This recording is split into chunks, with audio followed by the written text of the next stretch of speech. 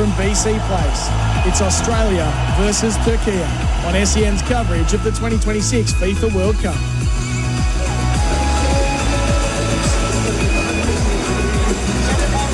Yes, wherever you're listening, around Australia or overseas, the warmest of welcomes to Vancouver in the Canadian state of British Columbia for Australia's opening game of this FIFA World Cup 2026 in Group D against Turkey, or Turkey as it's now officially known. 4 years ago in Qatar, of course, the Socceroos surprised the nation by reaching the round of 16 and went close to shocking the world by running eventual champions Argentina close in Doha. Tonight, they will again be cast in the role of underdogs against a Turkish outfit that contains some world-class talents. But opening games can be tense affairs, and the Socceroos have some very good emerging stars of their own. I'm Simon Hill, and alongside Andy Harper, we're going to be bringing you all the action from BC Place here in Vancouver, which is packed to the rafters. The roof is closed. The noise is terrific, Andy Harper. Good to be back alongside you again, my old mate. Yeah. And you, like me, have been working a tour at this World Cup. Yes, we have, Simon, and whatever it takes to get to a World Cup, listeners through SEN, put this on your bucket list. There is nothing like a World Cup of football. This thing's about to go off. The noise in here is incredible. The noise in the streets in Vancouver approaching the stadium all day. It's just been incredible, and I don't think this game is going to disappoint. I'm here of Premium Sports Tours, Simon. They're a mob that come out of Melbourne. They do some great sports tours, some coming up, including the Melbourne Cup, the Australian Open, Indian cricket tours, and the NRL. That's a big one, the NRL in Vegas. I'm doing a few other things as well. Crossing back to my main employment, Paramount Plus and Channel 10. They'll be doing a World Cup show every week. 2 or 3 things other beside you as well. It's great to see you. I didn't think we'd have this opportunity again. No, we've done so many blessed. big games. I feel very blessed. Many big games we've been privileged to do, Andy, but never at a World Cup before. But that's about to change. I've been on the Green and Gold Army tour, of course, with 500 mad Socceroos fans. We've had a pre-game event with Craig Moore, who, of course, played in 2 World Cups and scored in the 2006 edition against Croatia. And the noise levels, as you can hear around us, have just gone literally through the roof at this venue. You can hardly hear yourself think. This venue that was the host of the 2010 Winter Olympics, the 2015 FIFA Women's World Cup. It's the home to the Vancouver Whitecaps, which is a club that has an Australian employed by them at the moment. Or for them, I should say, and Giuseppe Bobolina, formerly of Adelaide United. We will give you the official teams in just a moment as we wait for the teams to come out of the tunnel. But Harps, we must talk about Tony Popovic's lineup. You've heard it in the preview show with Brenton Speed and his 2 Matilda's guests, Grace Gill and Charlie Grant. But it really has been a surprise to see the 11 he's gone with this evening. Rarely, Simon, rarely on the eve or the cusp of such a massive game are so many bombs dropped from the coach. It's quite remarkable. The Matt Ryan one, well, there was a whisper about Matt Ryan, so we were less than honest if we said we were surprised by that news being delivered. Surprised by the fact that he's in that position in the first place. But, you know, to have Jackson Irvine as well, he's been such a stalwart for the team.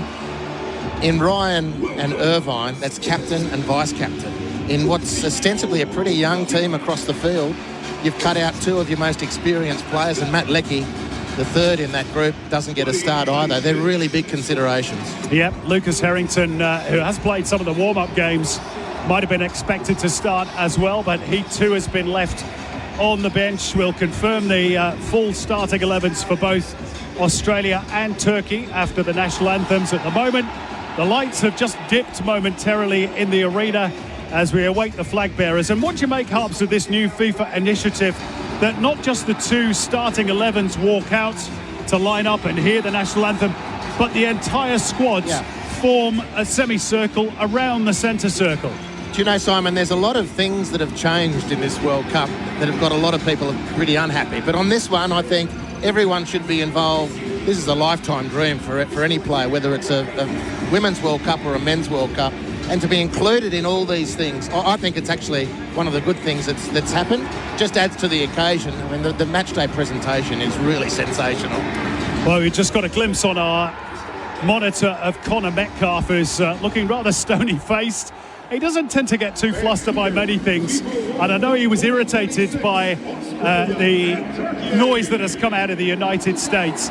There's been a bit of noise from Turkey as well, Harp, saying that they don't really rate Australia. They expect to dominate. They expect to win this game. Does that play into Socceroos' hands today? I think it might do. Look, I don't think there's any point in us doubting the experience differential, the quality differential between the two teams, where some of these Turkey players are doing their club football compared to where the Aussies are. The thing about the Aussie team is there's 3 or 4 in that, well, Harrington's not playing, he's 18, but 20, 21, 22, good World Cups here, and they could be launched into those top 5 leagues, which on its own will turn the fortunes of the Socceroos. But for the here and now, I think it would be foolish of us not to think that Tony Popovic has included that in the pre-game, and it was probably his parting words to the opponents, to his team in facing Turkey, who are looking down their nose. I'm not ashamed to say. That's how I've interpreted it. They're looking down their nose at the Socceroos' chances, and that's exactly how the Socceroos would like it, you think. Well, the noise level started to build once again around BC Place. The 2 national flags, almost covering the entire halves of the field, have been laid out with the big globe in the middle with the FIFA World Cup logo. And here come the 2 teams. Harry Souttar becoming the 6th man to lead out the Socceroos at a World Cup finals, joining Matt Ryan, Miller Jedinak, Lucas Neal, Mark Maduka, and the great Peter Wilson all the way back in 1974. And as mentioned, that new FIFA directive means that all 26 players are now walking onto the field from both teams to sample the atmosphere and to sing their national anthems. One of several rule changes brought in by the governing body FIFA for this World Cup. We've also seen a tightening up on time wasting, which, to be fair, Andy, I'm all for as well. No question about that. I think that, you know, it's not all doom and gloom with the changes that FIFA and IFAB have looked to make. Some very controversial. The drinks breaks, of course, is one that lingers. It's the quarterisation of association football as we're watching it evolve.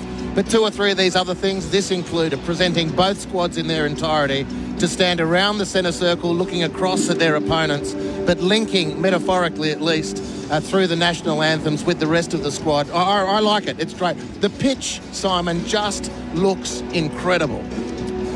Well, let's hope the Socceroos can play incredibly on it. The 2 teams have now lined up either side of the centre circle, and we are about to take a pause for the national anthems of Australia and of Turkey. Now please rise if you're able for the playing of the national anthem of Australia. Veuillez vous lever si vous le pouvez pour l'hymne national de l'Australie.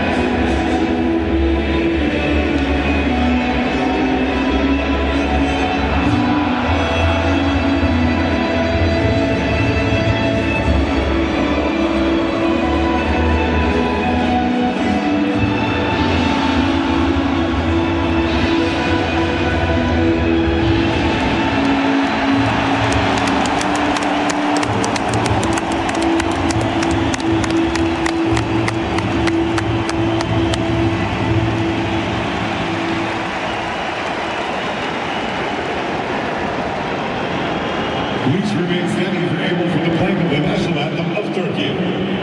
Maintenant, veuillez rester debout si vous le pouvez pour l'hymne national de la Turquie.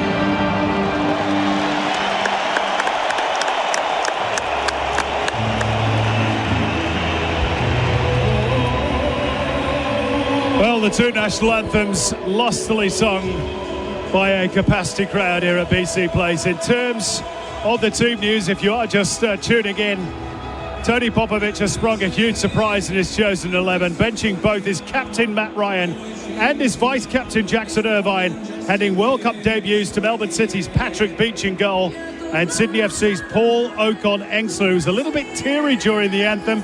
Cam Burgess is preferred to Lucas Harrington in defence. Nestor Irankunda starts. The full 11, it's Beach in goal, a back three of Chakati Suta, the captain, and Cam Burgess. Jacob Italiano and Geordie Boss, the two wing-backs. Aidan O'Neill and Paul Ocon-Engsler in midfield. Nestor Irankunda and Connor Metcalf will play in support of Mohamed Toure up front. Andy, your thoughts on the 11? Yeah, seismic decisions by Tony Popovic, and the wave, the shock and awe that's gone around the Socceroos fans as they're trying to process the team news. It's huge.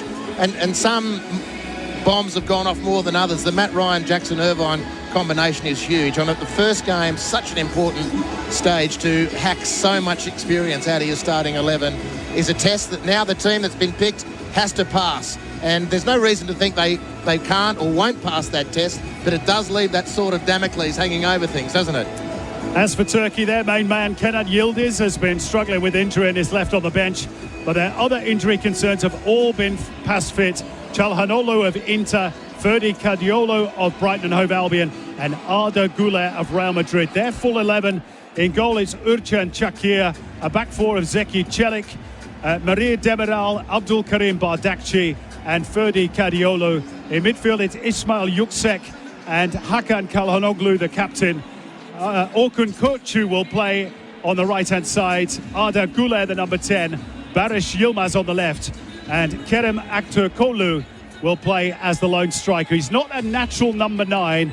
And Turkey's weakness, if there is one, we're told is possibly in defence, where they may lack a little bit of agility. Yeah, and certainly set pieces. They're really worried about Australia with set pieces. Harry Suter captaining, proud moment for Harry, by the way, playing for the Socceroos because his mum's from Port Hedland on the west coast of Western Australia. Here he is leading out the country of his adoption into World Cup battle. He stands at 2 metres tall, and what Aktürkoğlu brings is a little bit more height. Maybe that's to diffuse some of the height advantage that the Socceroos will have from free kicks and corners. Cam Burgess, another guy from Perth, who's no shrinking violet.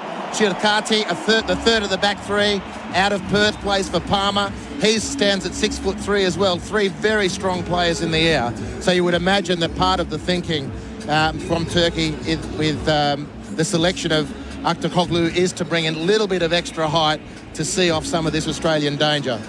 Well, the two teams go into their pre-match huddles either side of the halfway line. Our referee today, by the way, is Jesus Valenzuela, 42-year-old from Venezuela.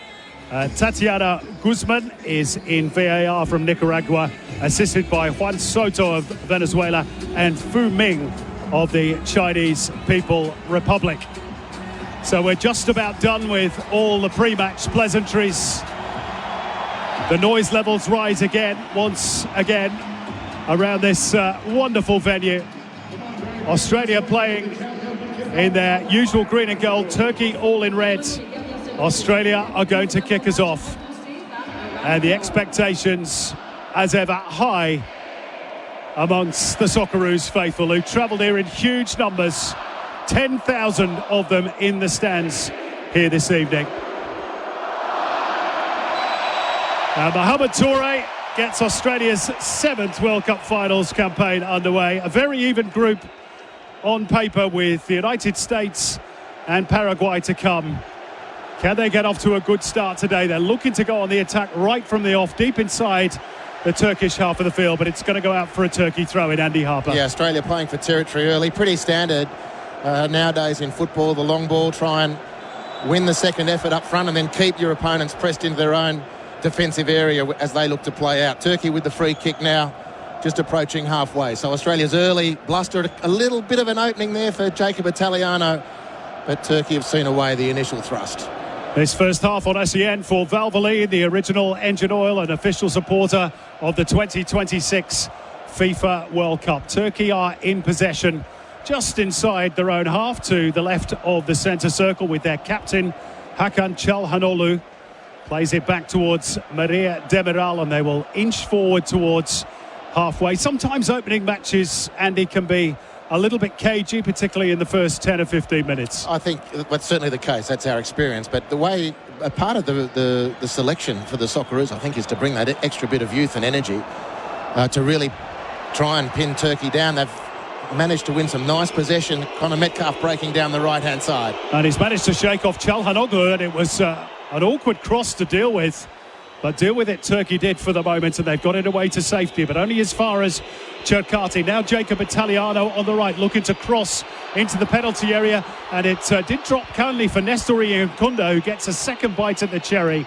But eventually Turkey sorted out and will now look to launch a counter of their own. You can hear the roar in the throats of thousands of Turkish supporters who you had the pleasure, I think it was the pleasure, Andy, of accompanying on your way into the stadium. Well, it was certainly a sight, catching the SkyTrain into the stadium.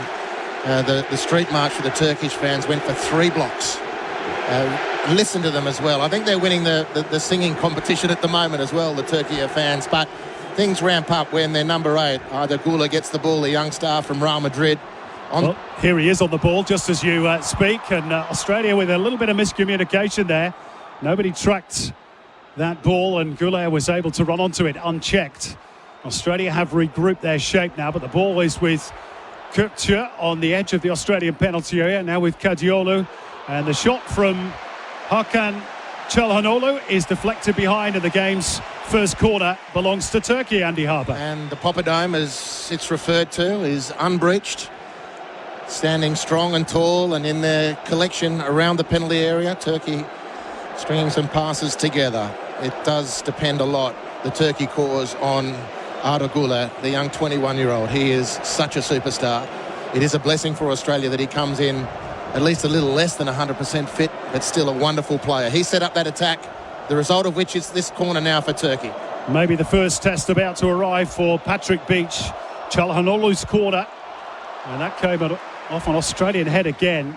In fact, I think there was a clash of heads involving Cam Burgess and one of the Turkey players, and a bit of blood coming from the mouth of Cam Burgess, which may need some attention, Andy.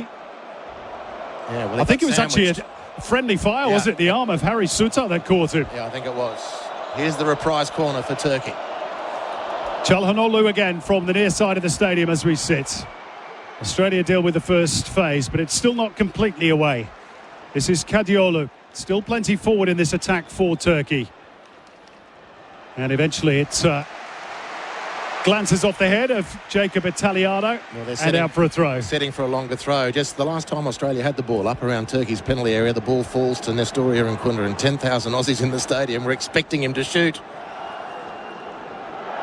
This is Arda Güler, a little magician from Real Madrid, but he's hustled out of it brilliantly by Mohamed Touré. That's what you call defending from the front, Andy. And Patrick Beach has passed his first test as well, getting the ball away from danger under pressure, albeit it's sprayed out for a throw-in for the Turks. Yeah, there's an opportunity there for Australia to break away. It was in the strength, the category Mo Touré versus Arda Güler. Mo Touré is going to win, knocked him off the ball nicely, and there was a half opportunity for Australia to counter-attack. This is Ferdi Kadioğlu, who's had such a good season for Brighton and Hove Albion. Won their Player of the Year award as they qualified for Europe.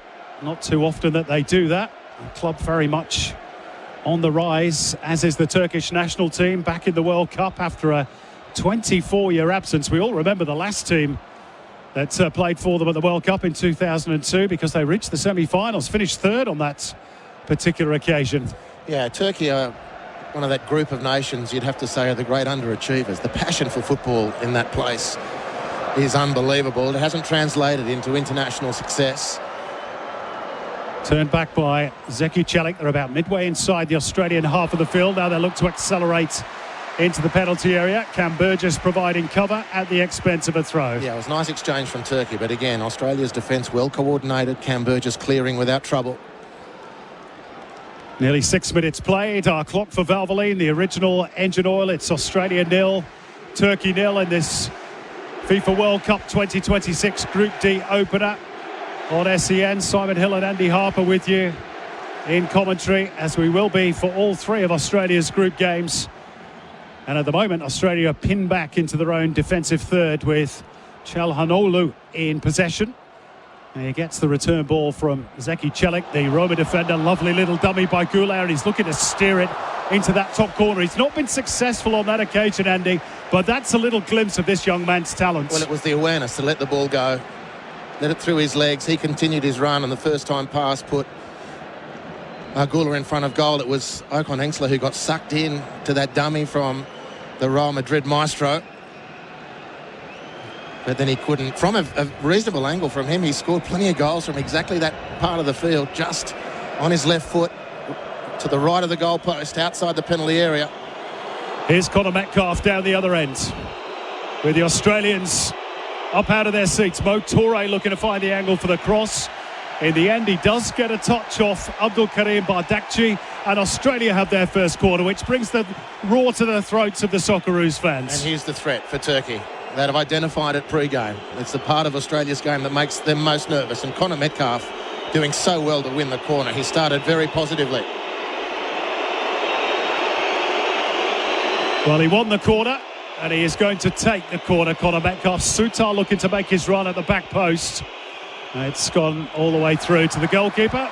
Urcan Çakır makes a safe gather and sets Turkey on their way. A bit of a disappointing set piece for Australia. Now they've got to regroup quickly. It's Zeki Celik on the ball. Cam Burgess trying to stay with him. Yeah, there's a little bit of contact. Turkey are claiming a shove by the big Australian defender, who's still got blood coming out of that cut in his mouth that he suffered from the previous Turkish corner, but there is no free kick, Andy Harper. And disappointing for Australia. The corner was set for them. It was a poor corner from Connor Metcalfe. And Turkey broke really quickly, and it ended up with Celik in a foot race. And Cam Burgess just marshalled him expertly. Really calm play. We just got a shot of Vincenzo Montella, the coach of the Turkish national team, known during his playing days as the little aeroplane. And he's become very popular in Turkey after leading them back to the World Cup finals. Actually played at a World Cup finals for Italy, who are again missing for the third time running in the World Cup finals. Crazy story. This World Cup has started 3 days in. You still can't believe Italy aren't here. And still the butt of a lot of football jokes. Very painful one for Italian fans. Turkey know the feeling of missing out on recent World Cups. Australia not so. It's their 6th consecutive appearance at the World Cup finals. And they've started well here, the Socceroos. 9 minutes played on the Valvoline scoreboard. The original engine oil and official supporter of the 2026 FIFA World Cup. It is Australia 0, Turkey 0. And just that one sort of half chance, really, for Arda Güler, which came after 6 minutes, which a player of his abilities, as Andy Harper rightly points out, you probably expect to at least work the goalkeeper, but he was unable to do so. And Australia back in their defensive shape with Turkey in possession just inside their own half of the field. Sent forward by Bardakci and worked wide by Orkun Kökçü. And Turkey enjoying another little spell of possession. Australia happy to sit in their defensive shape. It's sort of the pattern we expected, Andy. Yeah, I mean, the pattern that we want the Socceroos to break here in this game one of their World Cup campaign is to have a decent first half, because they've set a repeated pattern of poor first halves. And that ball into the penalty area drifts harmlessly behind for a goal kick. But so far, so good. And they'll push forward with numbers when they get the chance, but otherwise the formation will be very compact, and they won't drop immediately back into their penalty area equally. They're not going to be chasing shadows around the pitch and allow Turkey to isolate players, move the ball without any pressure on them. Loose ball gets away from Connor Metcalfe, and Güler once again has the ball on a string. Less so his teammate, who left that pass a little bit short of Orkun Kökçü, but Turkey comfortably back in control of the football. midway inside their own half. They work it out wide left to Ferdi Kadiolu. And he looks for that little threaded ball to find Aktokolu. And he just had too many bodies in the way. And Australia, by and large, so far, Andy, have looked reasonably comfortable. Yeah, untroubled. This is the phase of play now. When they first get possession to keep a couple of good touches, Jordi Boss has lost that one again, but it's broken fortuitously. And there is room on the right for Jacob Italiano if they can move it out quickly enough. They do eventually find the defender who's playing in Austria for Graza AK, but needed to be a little bit quicker in transition. But Italiano's looking to steal him behind. Oh, and the cross is overcooked by quite some distance, with Irankunda and Toure drawn towards the near and far post. They'll get a second bite at it. Does come off the head of Mo Toure. Conor Metcalfe trying to get a piece of it. Turkey clear their lines. And now steadied down, momentarily at least, by Arda Güler. But Australia win the ball back high up the pitch. Two brilliant opportunities for Australia, but nothing meaningful with the cross. Italiano, a great run and ball that found him. His cross was a poor one. And then Jordi Boss couldn't get the ball in once he'd retrieved it from the far touchline. But Australia settling again. Well, whenever you hear boos on our coverage, you'll know that that's good news for Australia, because they're in possession. The boos from the Turkish fans, and they're having to scramble back now, the Socceroos, because Çalhanoğlu has got the ball. They've got every single outfield player and the goalkeeper, of course, now behind the football, Australia. Turkey just content to play a bit of keep ball and try and move them around. Arda Güler goes central. Gets the return ball from his teammate. Wide left is Kadiolu.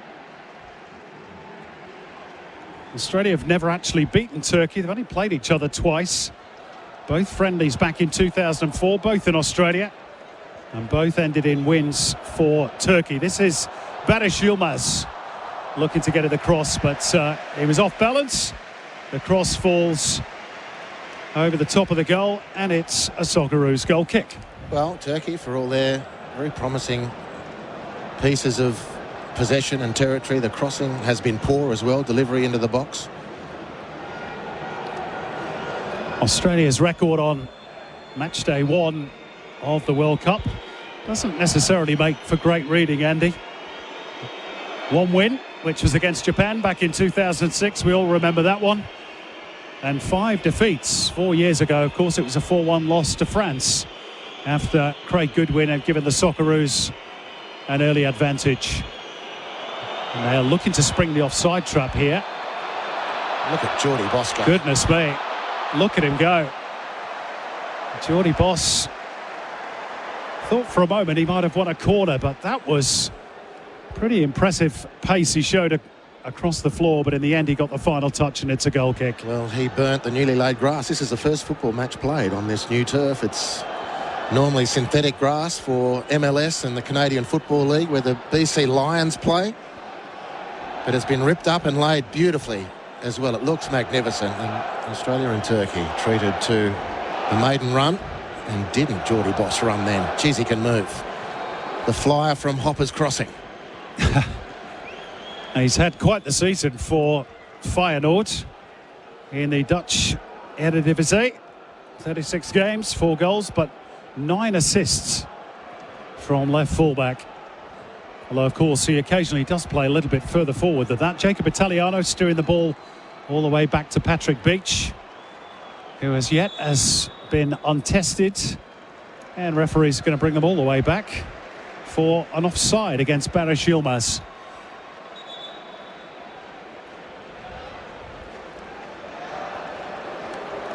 Tony Popovic, who we've just seen on our monitor here, has just signed a new contract, of course, with the Socceroos to take them through to the end of the Asian Cup in 2027.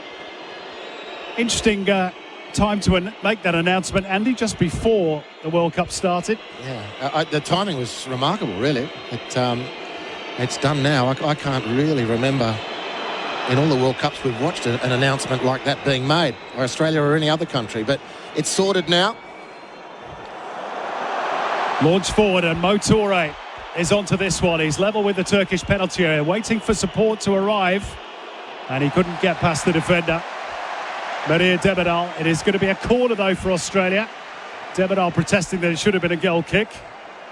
And that might have led to something a bit more meaningful that for Australia. Well, this is Mo Toure in open space. He haired after that ball. He just perhaps lacked a little bit of a trick to get past Demiral, who stood his ground. But Australia have got their second corner now. The first one from Metcalf was poor. Any improvement on that will be a bonus for Australia. And Harry Souttar is beseeching Connor Metcalf to drop it on the spot, Connor, and let me murder the thing. Where's Craig Goodwin when you need him? And Connor Metcalf can deliver with the left peg as well. And again, he's gone a little bit close to the goalkeeper, who was none too convincing. And I think the final touch might have even come off Souttar. And it's behind for a goal kick. But the goalkeeper didn't look too comfortable here, Andy. Well, no. And he did get a little bump, to be fair, on the way through. Exactly. So the ball goes in from a goal. VAR might have adjudged that contact to have been too much. But 2 corners for Australia. It should be a big advantage for them. And both have been a bit flat. Goal kick's going to have to be retaken. Referee Jesus Valenzuela not happy with something. And goalkeeper Urjan Çakır, 30 years of age, from Galatasaray. Had 12 years with Trabzonspor before the switch last season, as Çakır commits a foul and then protects the ball, which drew the wrath of the referee as Turkey looked to take a quick set piece. And you've got to be careful with those, Andy. You can easily end up with a yellow card. You can, and it depends. FIFA have allowed this sort of stuff to creep in. If you get a cranky ref, you can get a yellow card for delaying the restart. Some are a lot more patient.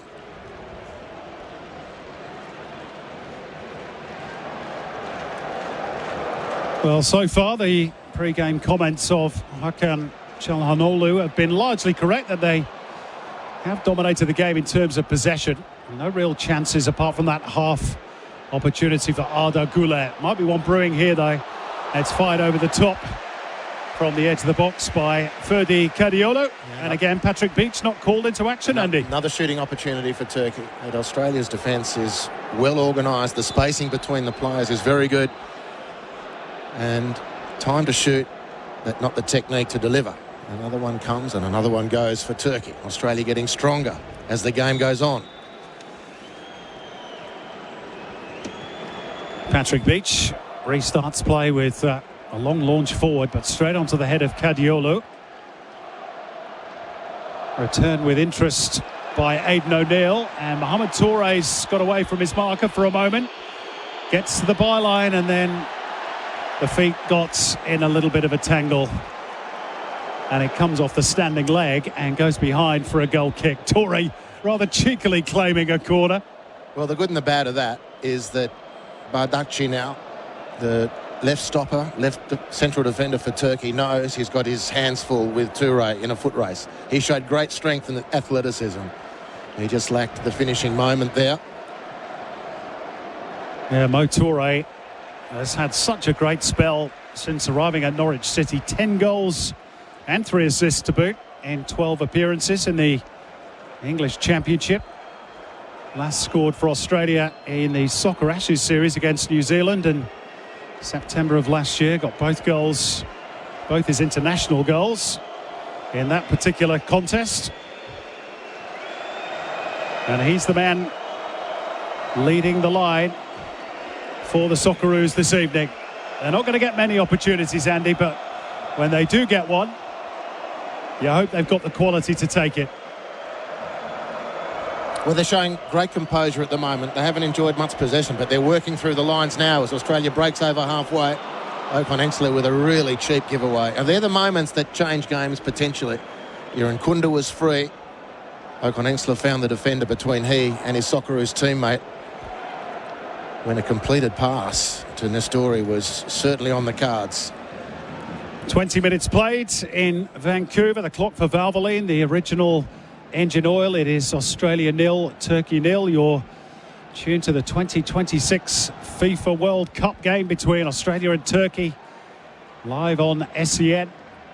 Myself, Simon Hill, and Andy Harper, and will be your commentary team for the 3 Australian games in Group D. And I guess if you're Tony Popovic, Andy, you're probably thinking, well, so far so good.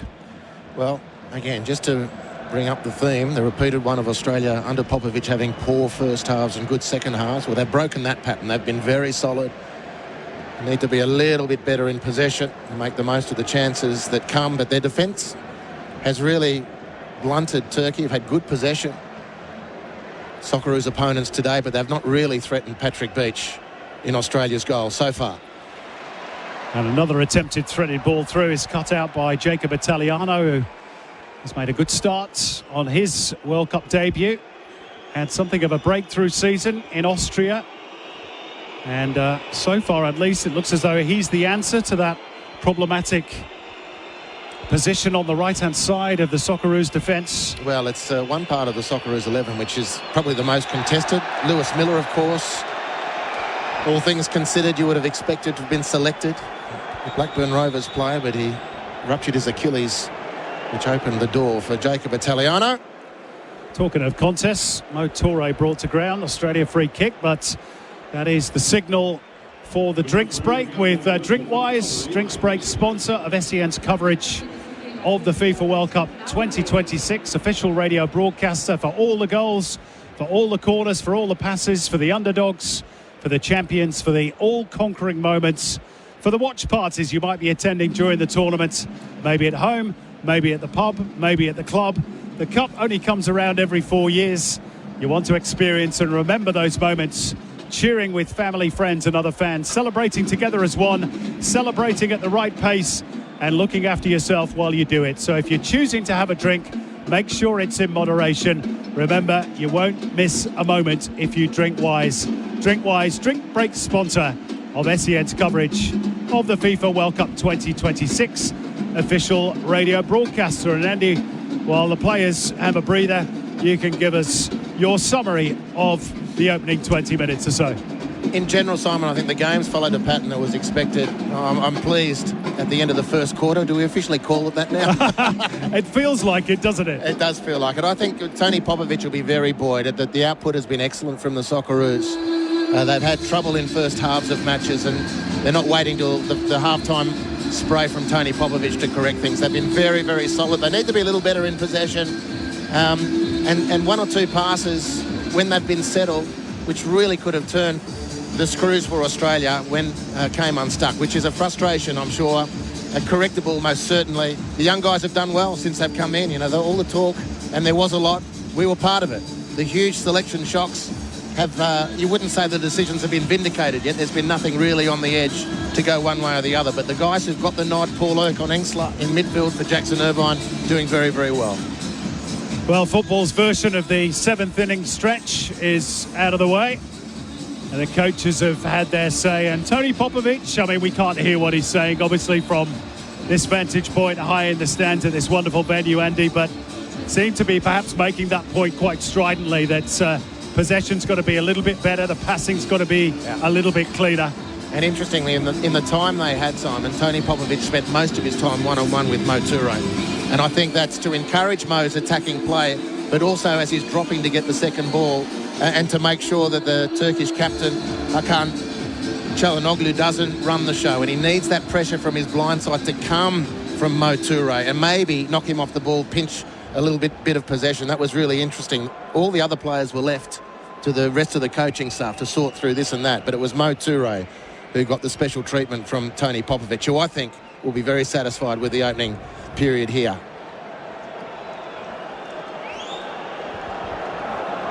Well, we're about to resume with the free kick that Mo Toure won. The foul by Ismail Yüksek just inside the Australian half of the field. Harry Sutar going cross-field towards Jordy Boss on the left. This is Oakon-Engstler, who springs clear of his marker and turns it back towards his central midfield partner, Aidan O'Neill. What are you made of Paul Oakon-Engstler's World Cup debut so far, Andy? I think he's done well, but all the players have been able to settle because the collective has worked very strongly. A couple of errors, Connor Metcalfe and then Harry Sutar now invite Turkey. Yeah, it wasn't the best clearance by Sutar, and Turkey are back on the attack on the left-hand side with Barış Yılmaz He's given the ball back by Guardiola, trying to find the angle for the shot, or the cross rather, and the shot eventually does come in from Arda Güler. And he caught it quite sweetly with his less favoured right peg, and it was straight at Patrick Beach, and the Socceroos fans breathe a big sigh of relief, and now they spring into the attack. It's Nestor Irankunda! He's done it! What a goal from one end of the pitch to the other! Nestor Irankunda, you star! The world knows what we've known for a long time now. And when the ball was launched over the top, Irankunda's pace and purpose took him clear of the defender. And his finish was clinical. And from one end of the pitch to the other, Australia lead Turkey by 1-0. Just incredible here in Vancouver. Arda Güler with the shot on goal. Patrick Beach with really quiet and soft hands just diffuses it and relaunches the attack. And once Irankunda has got that ball and knocked it inside the penalty area onto his right foot, there is not a person on God's earth who's going to stop him from there. He is made of TNT. Look at that goal, just beautiful from Nestor Irankunda. Out of Adelaide, born in a refugee camp, could have played for Burundi, but here he is for the Socceroos. Well, he is the green and gold X Factor. And in truth, Andy, he's barely been in the game up until that moment, but that's what the big players do on the biggest stage. And credit to Paul Okon-Engsler, because that was a lovely ball over the top to send him racing clear. Well, the three youngsters combined. Patrick Beach with the save. Instead of standing up and taking a chill, he got the game going straight away. It falls then to the other youngster, Paul Okon-Engsler. Beautiful ball over the top. And we will be watching that Nestor Irankunda moment for many, many years. The power in the kid is incredible, and there was nothing. A Pride Alliance wasn't going to stop him from getting to that ball and slotting in the opening goal of Australia's 2026 World Cup Finals campaign. Well, Turkey now have a problem that perhaps they didn't expect. They were full of boasts in the pre-game, Andy, about how they were going to dominate this game. Well, it's one thing dominating possession, but you still have to work the goalkeepers. And Australia have struck first, as they did in Qatar 4 years ago on match day 1 against France. Now, that did not end well. But Turkey, with respect to them, are not of the level of France. And there could be it again here. The goalkeeper's come a long way out of his penalty. A good clearance by Çakır, in fairness, with Irankunda bearing down on him. High-octane stuff by the Socceroos. They've got to focus defensively, though. Italiano's got caught out. This is Guardiola, has support from Yilmaz on the left-hand side, but there's nobody in the penalty area, strangely, for Turkey. That lack of a number 9 could hurt them, perhaps. Güler is then held up by Cameron Burgess. The Socceroos have got the bit between the teeth here, but they've got to focus. Good clearing header by Sutar. Out it comes. Oh, that's a great hit. It's off the woodwork. Goodness me, Abdul Karim Bardakci. And the post is still reverberating, I think. Incredible hit. Beach beaten. And the post saving Australia. Wow, that was some hit by the central defender. And another long-range effort. This one more wayward by the captain, Hakan Çalhanoğlu. And the Australians survive, but only just, Andy Harper. He did not muck around with this one. Bardakci. Actually, I think Beach might have got a touch on this. Let's have another look. Yep. He got a fingernail to it. Well, the game has gone the way Australia would have planned it. Quite remarkable. Toure or Irankunda on the break. Catch us if you can stuff. And Turkey couldn't catch Nestor. But they're a champion team. They've got great players. They've already rebalanced Turkey. Half an hour played in Vancouver. The clock for Valvoline, the original engine oil. It's Australia 1, Turkey 0. You're listening to live coverage of this Group D encounter on SEN Radio with Simon Hill and Andy Harper. Nestor Irankunda is the name on everybody's lips, wearing green and gold around this spectacular venue in British Columbia. But Australia know that they're still a long way from home, and they've got more defending to do here. Turkey have the ball on the right-hand side, slipped into the penalty area, and easily seen away by Aidan O'Neill for the Socceroos. Out for a Turkey throw, which they take quickly. We just had a quick shot of Vincenzo Montella, who is stony-faced in the Turkey technical zone. Well, how good are the Socceroos going to be at just strangling the opportunities? Now, defending in huge numbers. The spacing between the players is the key. They're really well organised. They've really, from all their possession, Turkey have just had the one telling effort on goal, which was Bardakci. Australia have pinched and scrapped when they've needed to. They've been strong in the centre of defence, basically. And the two African Australians out of Adelaide on the counter-attack are proving real handsful. Mo Toure, Nestori Irankunda. And Nestori Irankunda with his 6th international goal and just his 16th cap. Scored twice against Curaçao, of course, in the March window, and won the FIFA Series Player of the Tournament. He's struck again here on the big stage tonight. Australia have given away another free kick just inside their own half of the field. The foul by Harry Sutar. Turkey back in this familiar pattern of possession. Australia in their defensive shape with everybody behind the ball, looking to absorb the pressure and then hit Turkey on the counter, which they did to such great effect for the opening goal, which came after 27 minutes. This is Ferdi Kadiolu, though, for the Turks. Out on the left is Barış Yilmaz, almost level with the Australian penalty area. The cross is a poor one. It's volleyed away, thumped upfield by Nestori Irankunda. He was 70 metres from goal. Please tell me he wasn't shooting. Well, you never know. You never know. Given his talents. No, that was him taking a breather. He's a little bit gassed. You can imagine the emotion of it.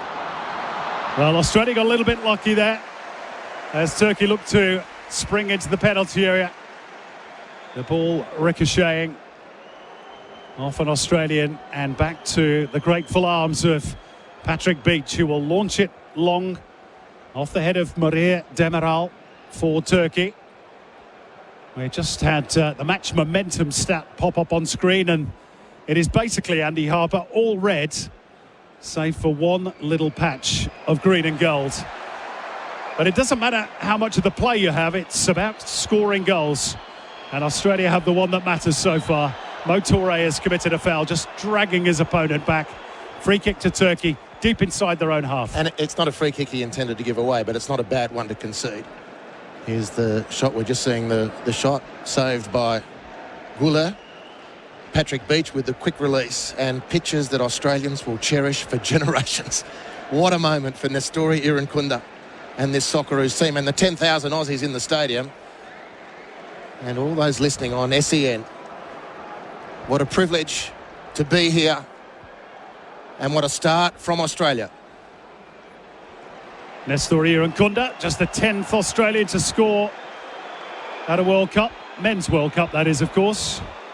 Tim Cahill, the nation's all-time leading scorer in the finals with 5, and then it's Mila Jedinak with 3, Brett Holman with 2, and 1 each for John Aloisi, Harry Kewell, Craig Moore, Craig Goodwin, Mitch Duke, Matt Leckie, and now Nestori Irankunda, who's just committed the latest foul and is just going to have a word in his ear from match referee Jesus Valenzuela, and is told in no uncertain terms next time that will be a yellow card. Turkey quickly on with the game. Ferdi Kadiolu on the ball, level with the Australian penalty area. On the left-hand side, this is Barış Yilmaz looking to find the angle for the cross. And Kökçü trying to scoop it in towards the top corner, but he was off balance, and ultimately the shot was way off target, Andy Harper. And ultimately, Turkey players' technique is not good enough in the crucible moments. Patrick Beach with one excellent save. We'll give him the credit. That fingertip onto his right-hand post. That stunning shot from Bardakci. And Australia in pole position. And there wasn't a Turkish fan past whom you'd walk pre-game who wasn't tipping a 3-0 win for Turkey. But whatever happens from here, that prediction's gone. 35 minutes played. Tony Popovic on the sideline with an encouraging clap of the hands. Passes attempted. We've just had that stat Australia 114, Turkey 266. That's more than double, but again, whichever way you slice the numbers, it is goals that matter. And Australia in possession through Harry Sutar. Clips it out towards Jacob Italiano. Intelligent ball off the chest to find Connor Metcalf, who gets the head up early and finds Irankunda. This is good play by Australia. Geordie Boss on the left. Australia looking threatening here. Can they find the right delivery into the box? Ocon Engstler. It's a bit deep. In fact, it's too deep for Italiano. Goal kick. Disappointing, really disappointing. It was set nicely. Jacob Italiano been excellent in this game, and a couple of really clever touches from him, linking with Connor Metcalf, opened the field up for the Socceroos, and Ocon Engstler with the easiest pass of them all to make, really, blazed away, and the chance evaporated for the Socceroos. It's now Turkey in possession again. Australia 1, Turkey 0. On the Valvoline scoreboard, the original engine oil and official supporter of the 2026 FIFA World Cup. That's a through ball that was always going to favour Patrick Beach, and he was smartly off his line together. Looking fairly composed on his World Cup debut. His shock selection today ahead of regular skipper Matt Ryan. One that not many of us saw coming, Andy. No, and when you consider just what an earthquake that announcement was, not just for Matt Ryan, but for the youngster taking Matt Ryan's place. But he's settled really well, Patrick Beach. And by the way, how about that for composure from Harry Sutar under pressure? You heard the gasps from the Australians in the crowd. He's barely played any football this season due to injury. Now, Nestor Irankunda has got away from the defender who slipped. And Australia have a 3-on-3 attack, but they've somewhat butchered that. Might go out for an Australian throw. That is the case, but it might have been more. Yeah. Again, had a good break there. It's those moments, just that little bit of lack of quality. Nestor maybe relaxed a little bit as he hit the ball square, and it neither went to Connor Metcalf nor Jacob Italiano. And to Italiano's credit, again, it's another feather in his cap in this first half. He slid in bravely to win the challenge, which has earned the throw in for Australia. It's the Socceroos fans' voices you can hear in full cry here at the moment. Here's Geordie Boss at the edge of the penalty area. He got nice, clean contact, just not the direction it flashes past the post and out for a goal kick for Turkey. And Geordie Boss, one of the top players in the comp at the moment for the Socceroos. He's probably been quiet. It's a great save. Again, we've just seen on the monitor. It's definitely a save from Patrick Beach. You called it first, Simon. I'm later to that party. Well, it goes down as a brilliant stop. Excellent. And one that the Socceroos are grateful for, because it was only really a couple of minutes after Australia had taken the lead, and that really would have rocked them back on their heels. So credit to the Melbourne City custodian. Now Italiano forced into a rather hurried back pass, which Beach does really well to control and get out of harm's way. But this is Arda Güler. Swivel of the hips to take him clear of Ocon Engstler in the midfield. Turkey back in control.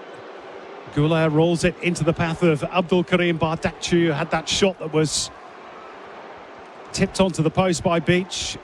Yildiz with the cross, and it came off the head of Alessandro Ciccati and grabbed under no real pressure by Patrick Beach, who's not waiting to get the game restarted again. It's great confidence by the Socceroos. They are finding it occasionally difficult to play out of the back and through the lines, but they're still backing themselves to do it, and if they need to put their head down and just drop the ball with a bit more length, they're prepared to do it. Great mentality from the Socceroos in this opening half of their 2026 World Cup Finals campaign.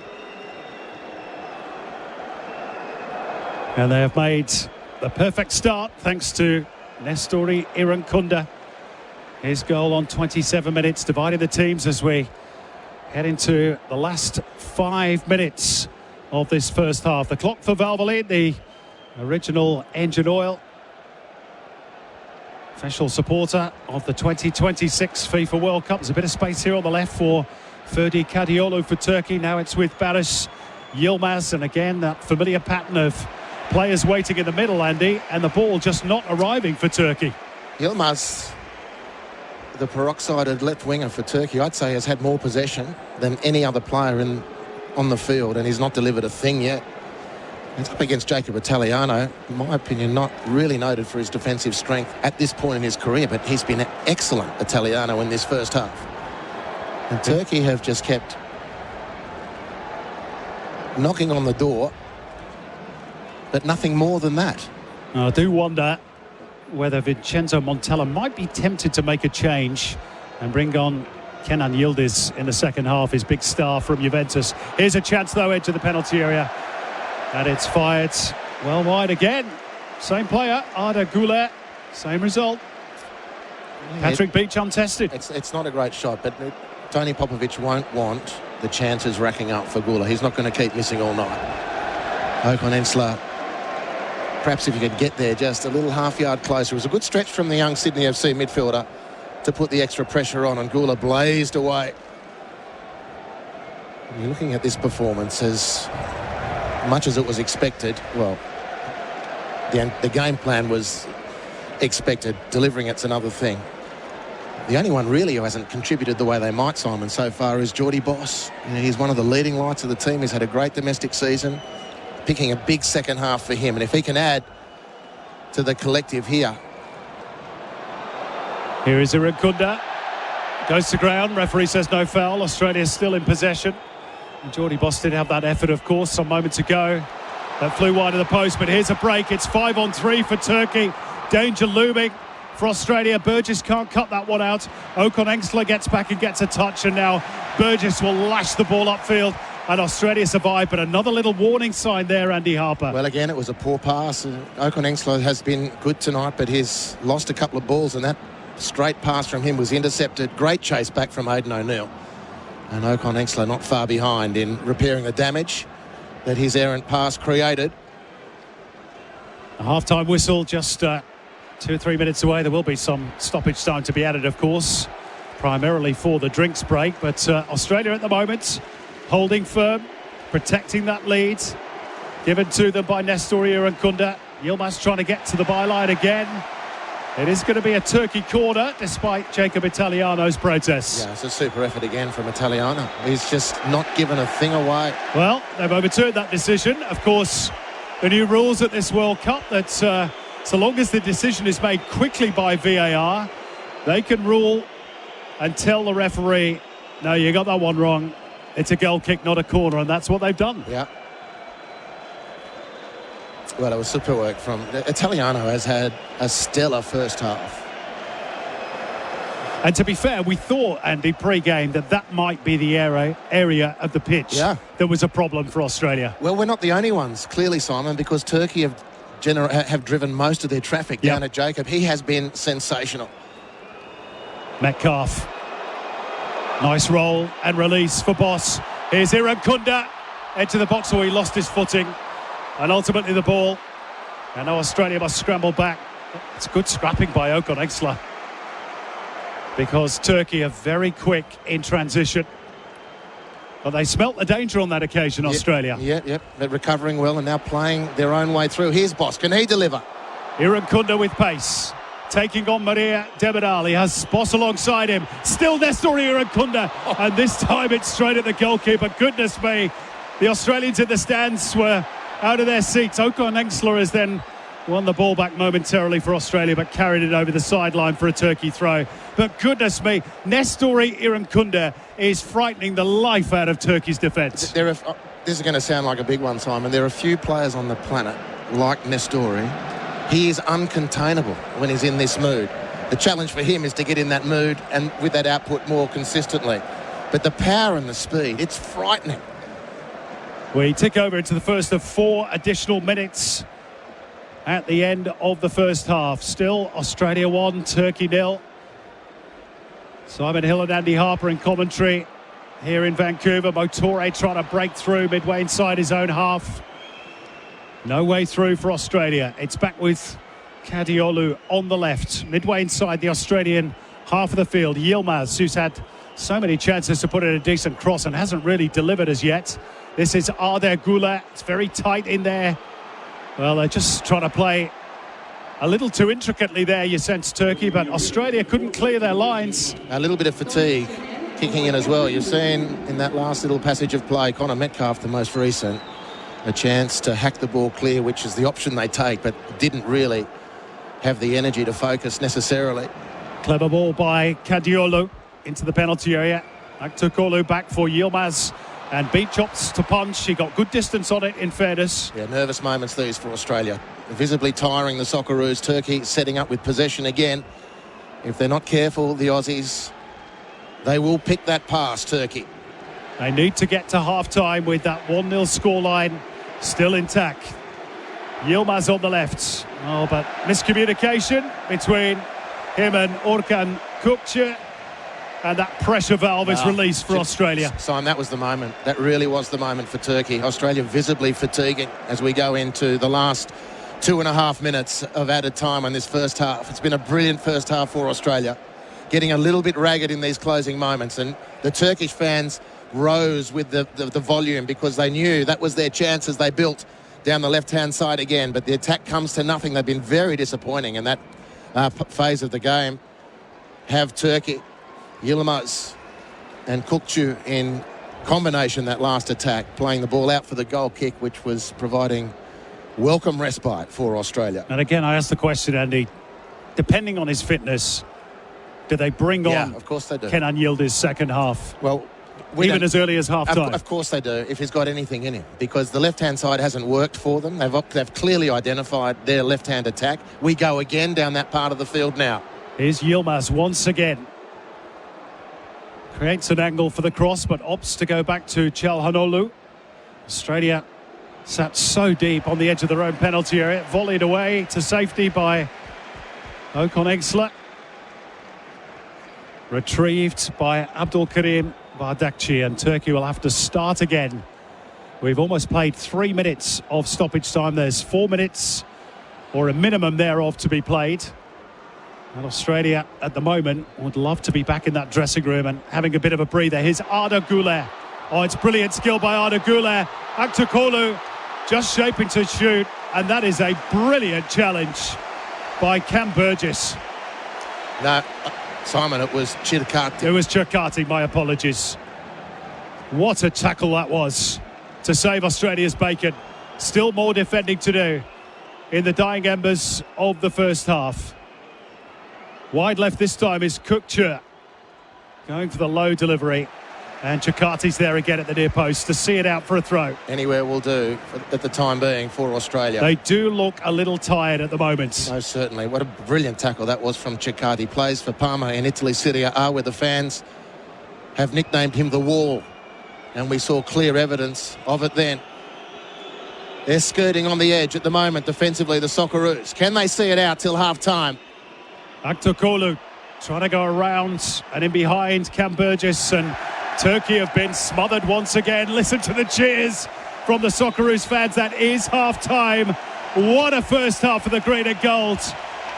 All those 10,000 Australian supporters on their feet. And to be fair, Australia were almost out on their feet at the end of the first half. But Nestor Irakunda's goal on 27 minutes divides the teams at the break in Vancouver. It is Australia 1, Turkey 0. SEN says yes to going out after the game with DD.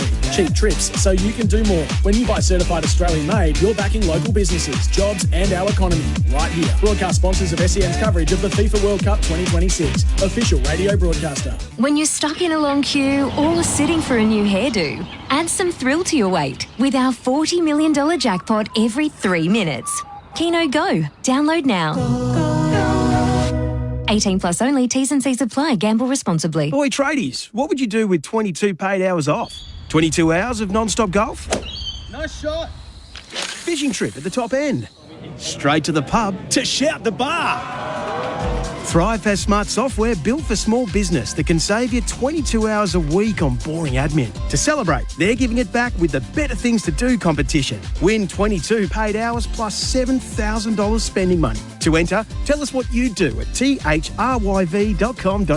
T's and C's apply. Feeling like you deserve a tasty treat? Stop by your nearest Metro Petroleum and cool those taste buds with a Mr. Whippy ice cream cup. Try all the fun flavours for $3.50 each or 2 for $6. Limited time only deal. And, of course, to stay hydrated as you move through your day, pick up Metro Spring Water 600ml range, 2 for $2 or 4 for $3. Offers available June 1st to 30th at all participating Metro Petroleum locations. Metro Petroleum, more than just fuel. Business owners, it's time to stop paying your suppliers. Just pay.com.au it instead and get points. With pay.com.au, you can finally get rewarded for the bills you're already paying. Simply link your payment details through pay.com.au and every business transaction made through the platform earns reward points. From straightforward bank transfers to leveraging your existing credit card facilities, even those suppliers who traditionally only accept direct debits. You can use your points on almost anything: flights, hotels, shopping and more. Discover the surprisingly rewarding side of managing your business finances. Visit pay.com.au today and get your business flying. Gear up for Australia's greatest sporting rivalry as Ampol State of Origin returns to Melbourne with Game 2 kicking off on Wednesday, June 17. Don't miss the intensity of Origin as it descends on the iconic MCG where the Blues and Maroons battle in front of the Melbourne faithful. Whether you're a die-hard NRL fan or a footy first-timer, this is your chance to witness the rivalry live. Secure your tickets today at nrl.com/tickets. Ampol State of Origin. Nothing like it.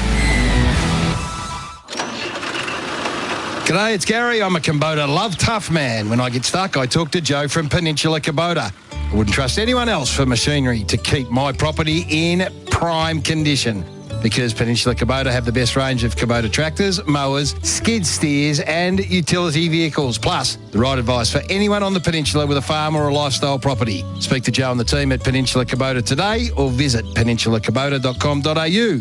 Kubota, love tough. That's the sound of a cricket bat being shaped. Concrete mixing. Socks being stitched. Made right here in Australia.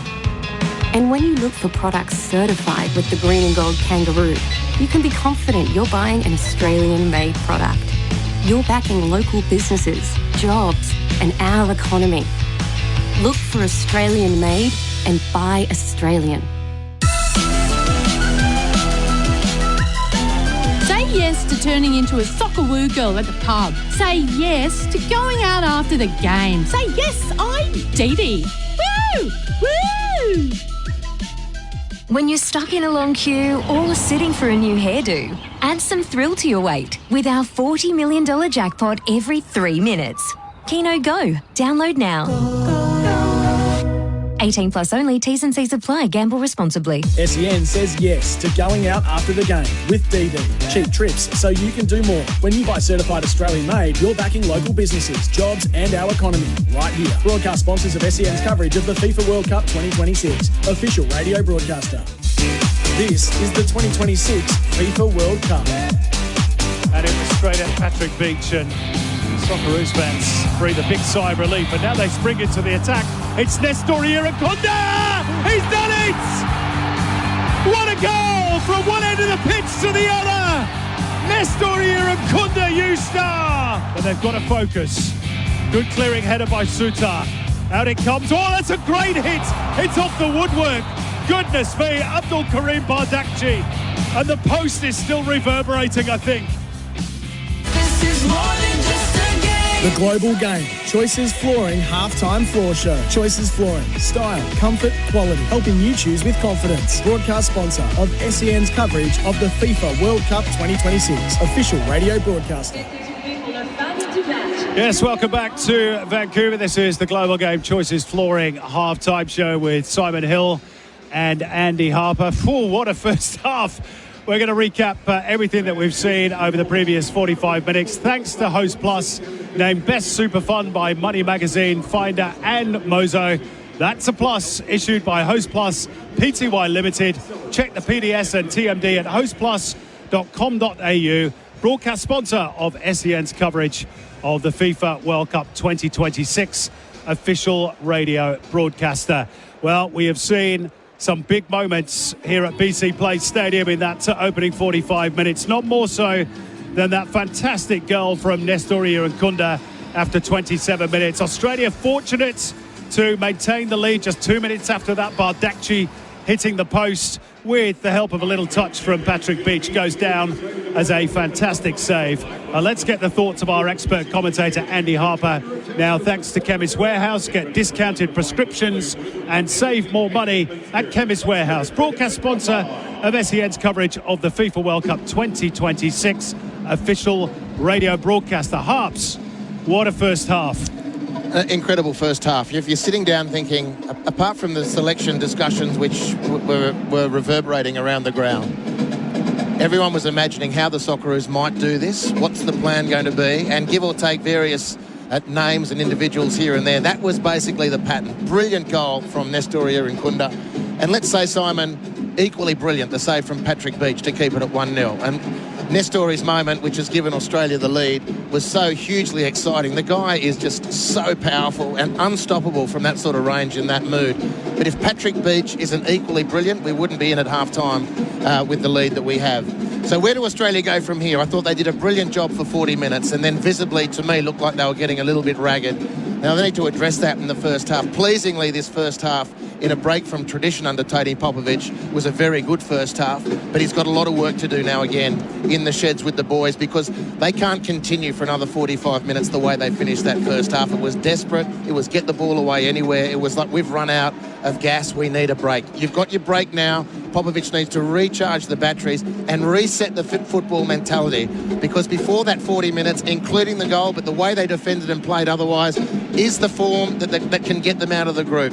The last 5 minutes, as desperate as the defending isn't going to be good enough to survive this game, because you keep inviting Turkey into that territory and hacking the ball clear anywhere just to get it out of your back third. Eventually, they will find a route to goal. Doesn't matter how brilliant Patrick Beach might be. So that's the point of concern for me. That's the change that needs to be made. They're the alterations that Popovic needs to reinstill as far as the mentality is concerned. And the Socceroos can do it from here. Brilliant 40 minutes of the 45. The question remains, I guess, is 15 minutes long enough to get energy back into tired muscles? The lactic acid, once it kicks in, it's difficult to shake off, even this early on in the game. Does he need to make changes off the bench? I wouldn't have thought so yet. I mean, they'll be doing all that analysis now, but there's two points to the question you raised. Firstly, you've got 15 minutes, and then you've got three-quarter time. You've got the drinks break in 20 minutes. And the sports scientists in the squad need to be calibrating whatever supplements, whatever drinks are going into players. And also a big part of the fatigue from that first half is the emotion of the occasion. It's the youngsters doing the job. Beach to Okon Engsler to Iran Kunda for the lead. Hugely emotional, those moments, for not just the three players, but for the whole squad, to take a lead in the game that no one thought you would do. Certainly Turkey talking Australia down. And so at half-time, Tony Popovic then has to become the mentor, not just the tactician. It's about rechanneling and refocusing the energy and dealing with the emotion as high as it was, stabilising things and refocusing on this second half. The lights have just gone out in the stadium. We're all watching the big screen.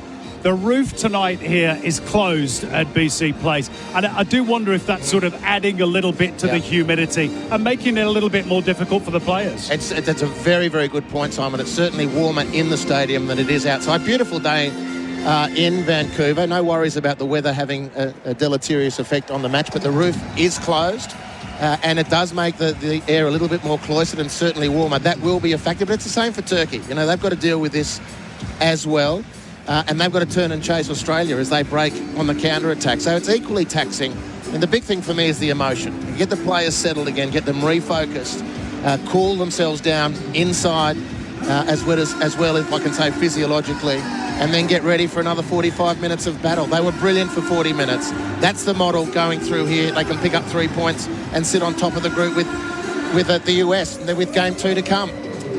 Now, as we speak, Turkey are warming up Kenan Yildiz. We did broach this question towards the end of the first half. We will come back to how Turkey approach the second half in a moment. But we are going to talk big moments thanks to Liquorland.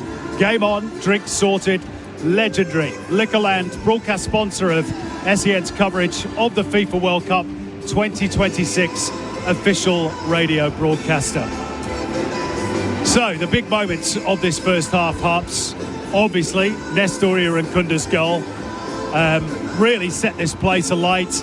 And I think, as we said in the call, you know, now the world knows about him. We've known about him for 2 or 3 years, this big talent that's coming out of Australia. We wondered, could he do it on the world stage? The answer is, you betcha. Undoubtedly so. I mean, the only question that remains about Nestori is getting the consistency to deliver. I mean, clubs around the world will be looking at what this guy can do. It was a reaffirmation, but a brilliant goal from him and some huge moments in that first half.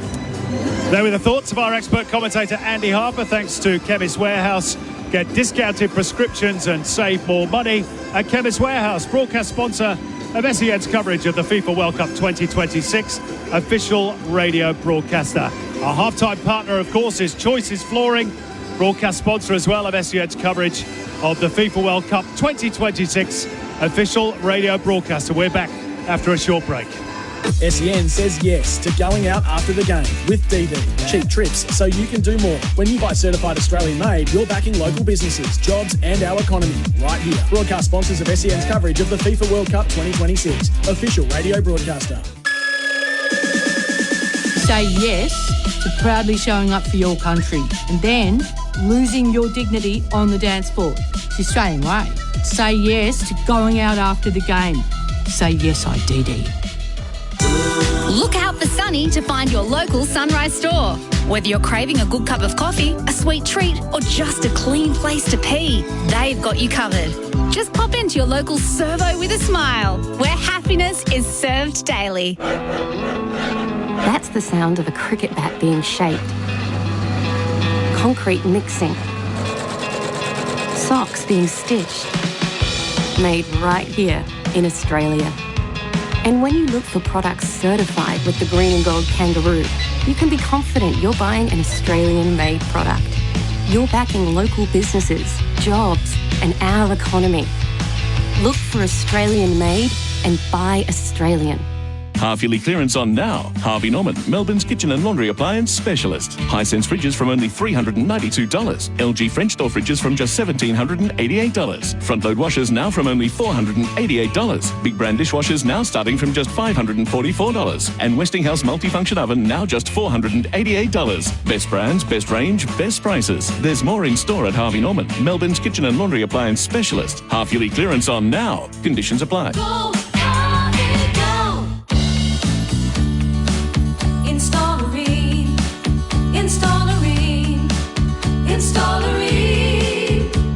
For the hottest of hot party you've ever seen. Rain comes on steady, hot and strong.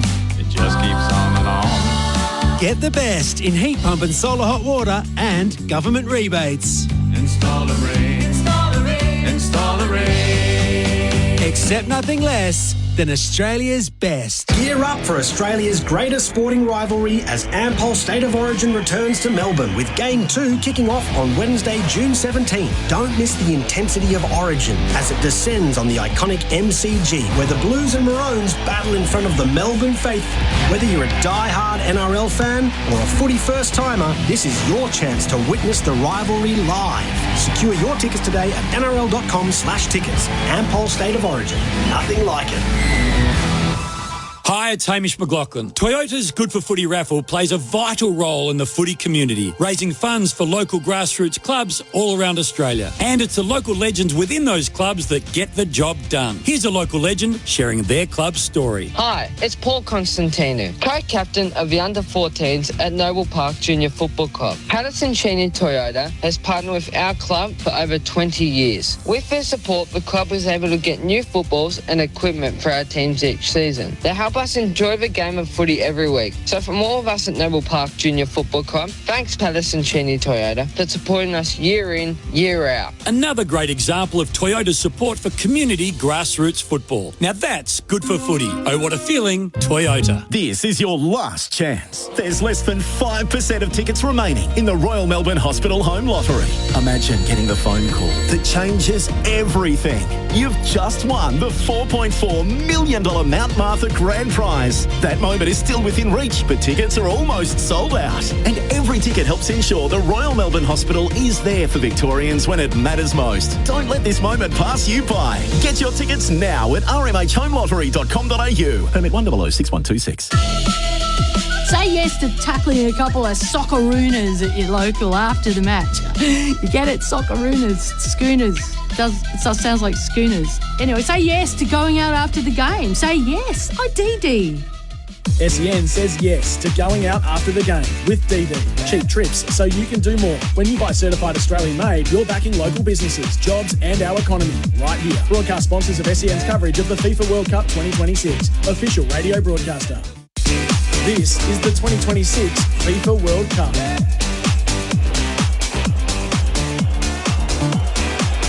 Welcome back to Vancouver. Second half just back underway. It's still Australia 1, Turkey 0. Turkey have just won a free kick just inside the Australian half of the field. And the big news to tell you as the second half gets underway, Andy Harper, and we sort of speculated about it towards the end of the first half, that Kenan Yildiz of Juventus has replaced Barış Yilmaz at half-time.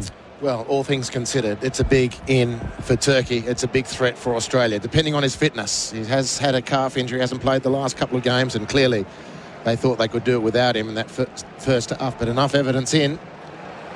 Here is Kökçü with the ball into the penalty area of Australia, but seen away in the first instance by Okan Engsler, but not very far. Arda Güler looking to link up with Aktürkoğlu. Australia snaffle the ball away, and Jordi Boss has done well to retain possession, and now it's Mo Toure running at the Turkish defence. He has Jordi Boss on the left, and there's a player at the back post as well in Nestor Irankunda, and in the end Jordi Boss went for goal and deflected off Maria Demiral and away for a Socceroos corner. But that was a good break, and Jordi Boss leading the charge. It's a great sight. This is a great sight. Jordi Boss needs to contribute more in the second half than he did in the first. But what a sight. Mo Toure on the break, Irankunda to one side, Jordi Boss on the left. Three, well, they're names of the now, but they're going to be huge names in the future for Australian football. And Jordi Boss turning onto that right foot, shooting with a deflection wide for the corner. Australia haven't threatened from corners yet. Well, they've got a cluster of three. Chakati, Burgess and Sutar, the three central defenders at the back post. Now they scatter. It goes towards Sutar. It's a little bit deep for him. Italiano's going to try and shoot. Goodness me. That's ended up in about row H of the stand. Not Jacob's best moment of what's been a very, very good game. Coming into the World Cup finals, of course, he had a couple of weekends in the Austrian Bundesliga where he plays for Graz AK. He scored a couple of beautiful goals. What had he done with one of them then? He was set nicely. He had time. It hit high and wide of the target. Turkey setting again. The Yildiz inclusion could be pivotal. Well, Yildiz in Turkish means star in English, and he is a real star. And let's see if he can have an impact. He's waiting for the ball to drop his way. This is Orkun Kökçü trying to scrap his way into the Australian penalty area, which ultimately he did, but Harry Sutar puts a size 11 boot through it and sends it back into Turkish territory. But Australia can't afford to sit too deep too early. No. And just turn the game into try and choke the penalty area and hack the ball clear. They've got to... This is Yildiz. Just break in there, Harps. And a chance for Çalhanoğlu. They're working this nicely, Turkey. Ball goes loose, the shot's blocked.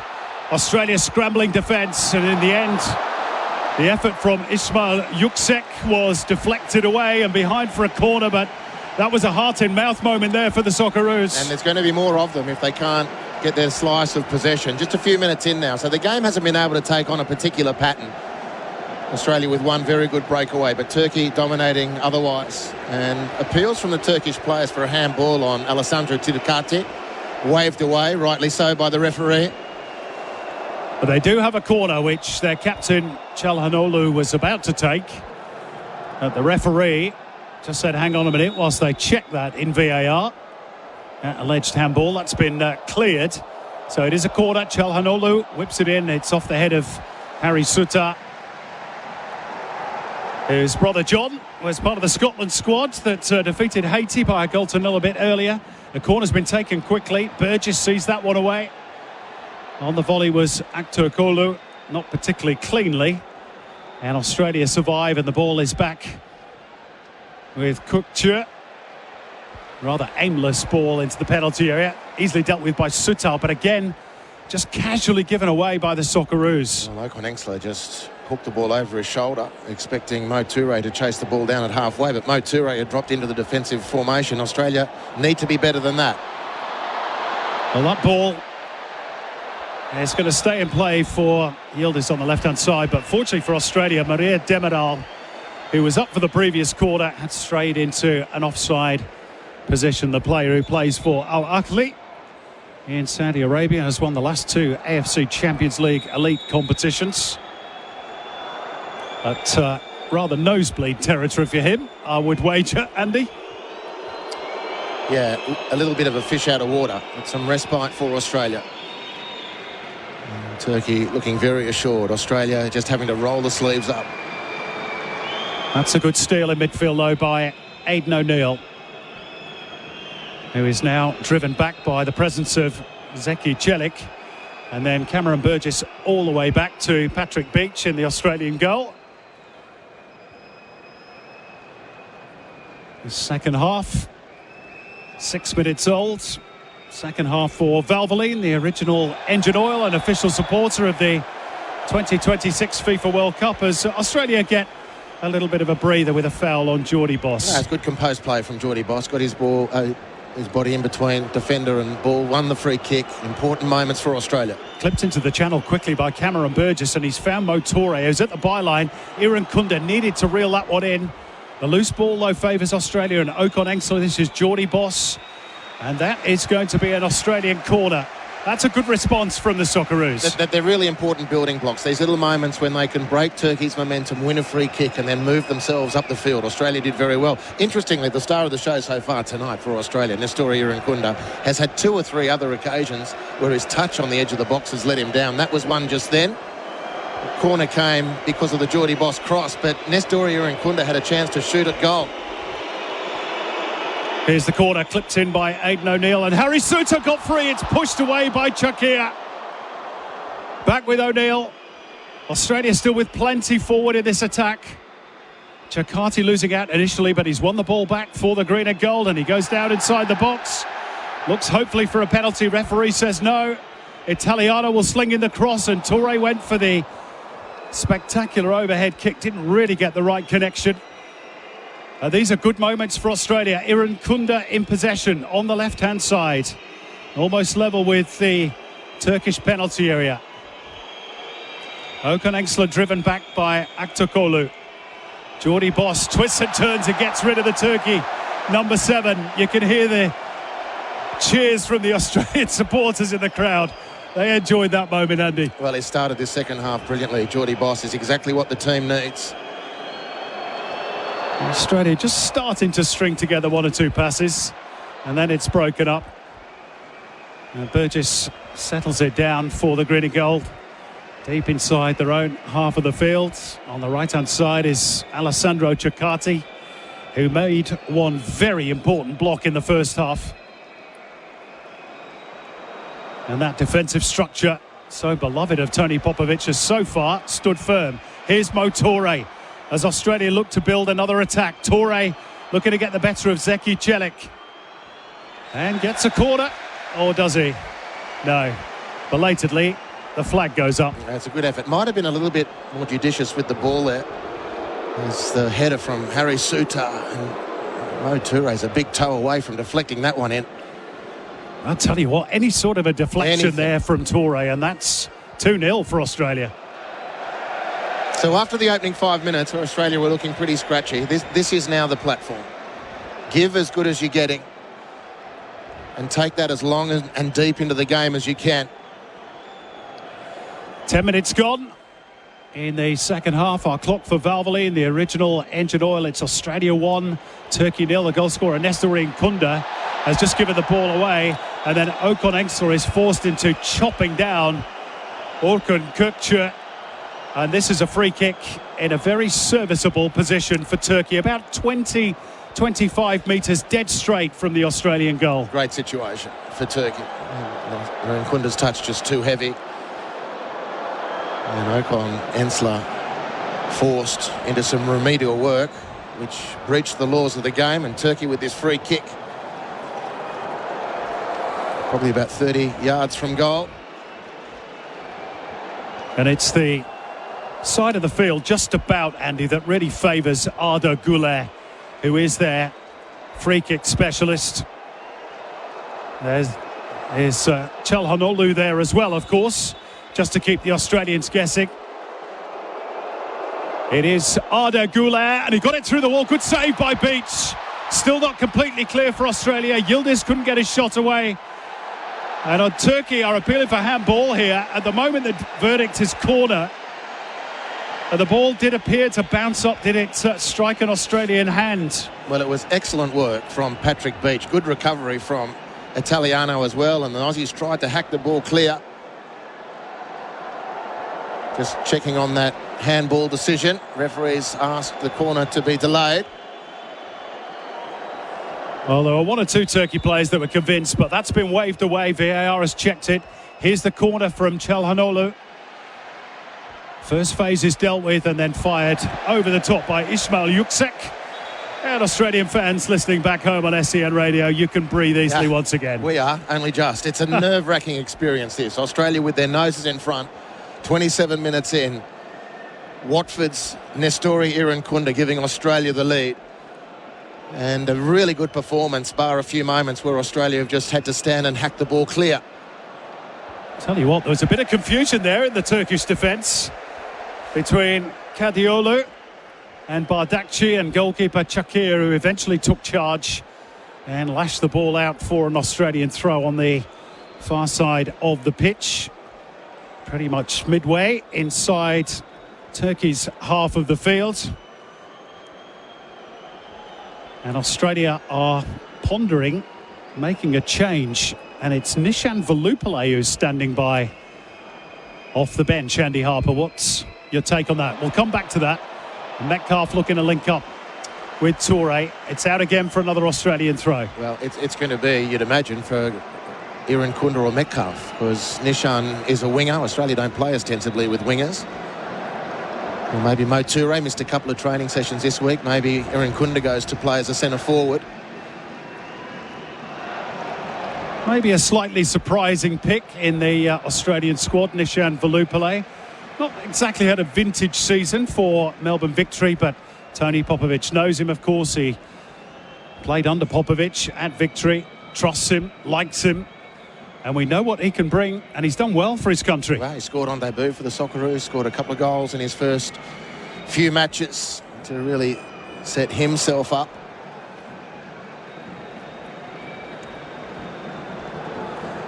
Almost an hour played in Vancouver. Still Australia 1, Turkey 0 on the Valvoline scoreboard. The original engine oil and official supporter of the 2026 FIFA World Cup. Arda Güler brings the ball forward for Turkey, but it's a misplaced pass and swept away rather carelessly, you have to say, by Jacob Italiano, who's under no pressure. Maybe he didn't get a call from a teammate. He had more time than he thought. Here's Kenan Yildiz, fresh off the bench, of course, but how fit is he? Darts into the penalty area. It's a great run by Yildiz. The ball spoons up in the air, and eventually Cam Burgess takes charge, and Beach grabs the football gratefully. So dangerous for Australia, Yildiz. And it was Jacob Italiano who just hacked the ball clear, and it's that tiredness in the thought process. A long way from home for Australia just to be standing and hacking the ball away. And thankfully that's not been in huge evidence in this second half, but they've got to get rid of it completely, or they'll just invite Turkey in. A towering header from Burgess upfield now, and a foul on Irankunda, which gives Australia a chance, you'd imagine, to make this substitution. Little shove in the back of the Australian goal scorer by Zeki Çelik, the right back from Roma, who played in the Europa League final back in 2022-23. Here is that change, and it is Nestori Irankunda, the goal scorer. Well, this will be a night he remembers for the rest of his life. The first time he scored in the World Cup finals, and it's the goal that separates the two as he's replaced by Nishan Velupillay. Yeah, and just starting to get a little bit ragged, Nestori, but he's done his job. He might have done it one or two other times, but it's just a brilliant goal to set Australia up here. And now it's the opportunity of Nishan Velupillay. Well, on the pre-game walk to the stadium, Andy, I was in conversation with Nishan Velupillay's mother and father and his aunt, and they've all got the Velupillay shirts on, and I mean, we can't pick them out where they are in the stands from here, but I'm sure they'd be very proud to see their relative take his place on the pitch. As Australia's free kick finds the head of Harry Suter, but comes to naught, grabbed by Çakır in the Turkish goal. Yeah, very commanding. Çakır when he needed to be. So Australia now with the twin worries of Arda Güler in possession now through the centre circle, spreading it out to the danger number 2, Yildiz. Here is Yildiz up against Jacob Italiano. He's got supports on the edge of the penalty area. And again, they perhaps just try to overplay it a little bit, Turkey. And in the end, they've given away the throw. And you'll know that because you've just heard a big cheer from the Australian supporters.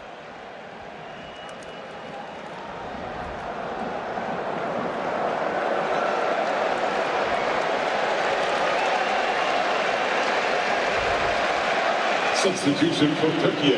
Player number 6, Orkun Kökçü. There we go. Turkey making another change. Orkun Kökçü has been replaced and Yunus Akgün is on in his stead. Attacking midfielder, come right winger from Galatasaray, had a spell under Vincenzo Montella at Leicester City in England a couple of years ago. So Turkey going to all their big guns off the bench. Here's another one of them, Kenan Yildiz, but his shot is charged down by that deep-lying Australian defence who've retreated into their very basic shape on the edge of their own penalty area once again, Andy. But so far, it's served them pretty well. Yeah, no, there's nothing to be surprised about what the Socceroos are doing now. It's once they've seen an attack away, how they regroup, try and get the ball and keep it for a few moments themselves. This is Kenan Yildiz. He turns it back towards Arda Güler, who tries that fast little angle ball into the penalty area, but he got away from Ferdi Kadiolu. Turkey still have the throw and are still on the attack midway inside the Australian half of the field. On the left-hand side of the pitch, their fans looking to lift the noise inside BC Place and roar their team on. Kenan Yildiz again on the ball. That one's cut out by Okan Engsler. Sent long, and he urges his teammates to push forward a little bit. The big screens have the pictures of the Australian fans, still with big smiles on their faces at the moment. And there is still a long way to go in this game. And how a second goal for Australia would calm the nerves. They did have one chance at the outside of the second half, Andy. Jordi Boss with the shot that was deflected wide. And the header from Suter, which was almost falling to the feet of Mo Toure. Jordi Boss doing very well. Australia to link and build from here. Well, they almost sprung clear of the trap that Turkey had set, but Arda Güler is back, having them facing their own goal. Turned back by Atukolu. Here's Kenan Yildiz, the little back heel. There are so many bodies in the Australian penalty area. And in the end, Volupele is back to lend a hand, but given away by Jordi Boss. Zeki Çelik strides forward. Güler couldn't control it. The ball was like a hot potato for a few seconds there. Mate, it's nerve-wracking. Nerve-wracking for Socceroos fans here. And then Güler's shot rebounds back off Connor Metcalf and all the way out for a Turkey throw. It's just that second pass. Often it's the first pass on counter-attack, which is the key. And Australia have lost a couple of those, but actually the one that's hurt them most is the second pass in counter-attack. Just coming unstuck. And Turkey coming again and building. Their fans can sense there's something brewing. Well, they don't have that natural number 9. They've got plenty of talent elsewhere. Here's one of them, Kenan Yildiz. Top of the box is Arda Güler. He does most of the prompting with that wand of a left foot. Yildiz takes over. Fires in a shot on the angle. Güler again. And Yildiz again. And Australia just throwing bodies in the way. Really good block. This time by Aidan O'Neill, I think. Oh, goodness me. Australia having to defend in depth. And there are still, Andy Harper, 25 minutes to go in Vancouver. A long way from home. in more ways than one, the Socceroos here. And Turkey,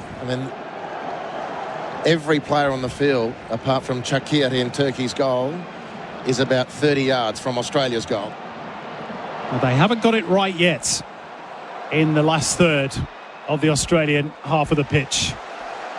But Jordi Boss crowded out again. Another throw in for Turkey. They are doing very well, Turkey, on that pass out. They're hunting in packs immediately to not let Australia settle on the ball. Gula will find Kenan Yildiz in space. These are worrying moments for the Socceroos, trying to protect that 1-0 lead. Aktürkoğlu, though, loses out on the edge of its own penalty area. Now can Australia spring a counter? Mo Toure couldn't wrap his boot around that pass to flick it out wide for Okan Engsler. And Australia back on the defensive. Mo Toure's gone down, perhaps with cramp. He's getting a helping hand from Maria Demiral. Yunus Akgun on the attack for Turkey, but he's run it over the byline. And it's going to be a goal kick for Australia. Low fives all round between Suter and Burgess and Beach. And it's a great intercept from Cam Burgess. He's been a rock. Western Wall defending Australians' goal here. 4 of the back 5 are out of West Australia, Perth. If we can include Harry Suter in that, of course. Australian by heritage, his mum from Port Hedland in Western Australia. But Italiano, Cercati and Burgess all out of the city of Perth, and they're defending Australia's honour brilliantly here. Well, that is the signal for the second hydration break of the game. With Drinkwise, Drinks Break, sponsor of SEN's coverage of the FIFA World Cup 2026, official radio broadcaster for all the goals, for all the corners, for all the passes, for the underdogs, for the champions, for the all-conquering moments, for the watch parties you might be attending during the tournament, maybe at home, maybe at the pub, maybe at the club. The Cup only comes around once every 4 years, and you want to experience and remember those moments, cheering with family, friends and other fans, celebrating together as one, celebrating at the right pace and looking after yourself while you do it. So if you are choosing to have a drink, make sure it's in moderation. Remember, you won't miss a moment if you drink wise. Drink Wise, Drinks Break, sponsor of SEN's coverage of the FIFA World Cup 2026, official radio broadcaster. And we said, Sandy Harper, in this hydration break, that another change is imminent for Australia. Well, it's the Adelaide connection. Iran Kunda with the game-separating goal on 27 minutes. Mo Toure, who's been brilliant, but he went down that last exchange, and it doesn't look like he'll continue. Let's hope there's no lasting soft tissue damage there for Mo Toure. He's not moving at all well in the centre circle, and his place to be taken by the third of the Adelaide African Australians, Teddy Yengi. A bolter in the World Cup squad, if ever there was, Simon. Well, he did score on his debut in the build-up game against Switzerland. One of only 2 uncapped players in this Australian squad before the World Cup, along with Christian Volpato. But now he's got that debut and his first goal out of the way. He's going to be asked to play a big, big part here in place of Mo Toure, who did miss a training session earlier on this week, Andy. I'm told that was just nothing more than a bit of stomachache. So this, I think, is completely unrelated. But as you say, let's hope it's not too serious, because he's done a really good job for the Socceroos tonight. He has, but again, surprisingly, given the preparation they've had, it was visibly tiring. Really fatigued efforts, and it suggests that it's cramp that's got him. Jason Gary is always stripped and ready to come on. Tony Popovic calling for the reinforcements. Things just looking a little frayed and ragged on occasion. Just got to secure the ball better. Once they've seen off a Turkey attack, they have to retrieve and retain that ball better than they're doing. And do you think Jason Gary for Jacob Italiano to try and head off that threat of Kenan Yildiz? Yildiz was the threat that was emerging before the game against Italiano. Jacobs had a brilliant game, but that's exactly what it might be. Mo Toure's actually staying on the field. Is he asking for some more time? Teddy Yengi is still stripped and ready to go. So too Jason Gary. Yep, they're just being told to hang on for the moment. And it's the Australian fans you can hear in the background. I hope you're picking that up on our effects mic in full voice. They still hold the advantage thanks to that 27th minute goal netted by Nestori Iran Kunda. And those changes remain imminent not yet confirmed for Tony Popovic, who of course had an ill-fated spell in Turkey, didn't he, with Karabukspor, so a little bit of revenge perhaps on his mind tonight as well. He might save that feeling for post-game. So I don't think I'm sure he's not thinking about it at the moment. Yep. But here's these moments again. Australia with a chance to play and they cough up possession immediately. It's coming straight back time after time. Yep, they need to be a little bit better with the ball at their feet. This is Yunus Akgun who's got the ball at his feet. And turning it back for his teammate Ismail Yüksek along the defensive line and out for the dangerous Kenan Yildiz on the left. He's tricked his way past Jacob Italiano. It's a really good stretch by Chakati at the near post. Back with Turkey though. The back heel from Arda Güler. Now Kenan Yildiz, left-hand side of the Australian penalty area. Back out it comes and along the line towards Zeki Çelik. Now with Yunus Akgun on the right-hand side of the Australian penalty area.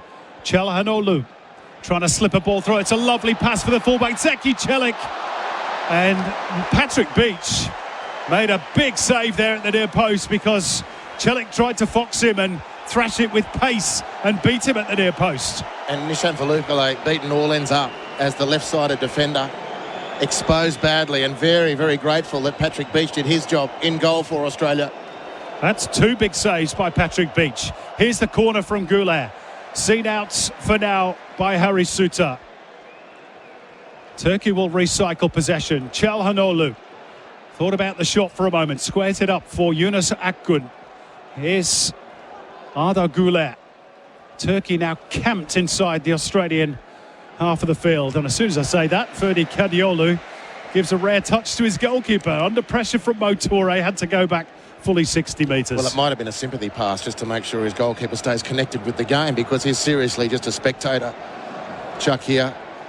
Turkey, sorry Andy, Turkey have had 22 attempts on goal, only 5 of those on target. Australia 8 with 3 on target. Here's Arda Güler, and that's another one off target for Turkey. I reckon Australia will be encouraged by the fact that they're now shooting from outside the box. Those changes are now going to be made for Australia. It is going to be Tete Yengi to replace the stricken Mohamed Toure. And as we predicted, Andy Harper, Jason Guerrier for Jacob Italiano. And they're good substitutions for Tony Popovic. Very, very timely. A great job done by both. Mo Toure a little scratchy with a couple of possessions, but the effort and the danger he posed, brilliant. Jacob Italiano had a really memorable game, a superb performance, but he was running out a bit of juice. And, of course, up against one of the stars of European football in Kenan Yildiz, who's certainly looking the goods out on the left wing for Turkey. So he now becomes the assignment of Jason Guerrier. Double substitution. And Jason Guerrier, vastly experienced, of course, now playing his club football back in Japan for Albirex Niigata. And Australia, courtesy of an errant touch by a Turkish player on the attack here. It's Conor Metcalf! Oh my word! Oh my goodness! What a goal by Conor Metcalf! Something out of nothing from the edge of the penalty area. It is an arrow-like finish with the left peg, and he's now smothered by jubilant Australians. And why not? The Socceroos, hear this back in Australia, lead Turkey by 2-0. Thunderstruck is the soundtrack, and thunderstruck is Vancouver. Conor Metcalf shows what Australia can do when they keep the ball.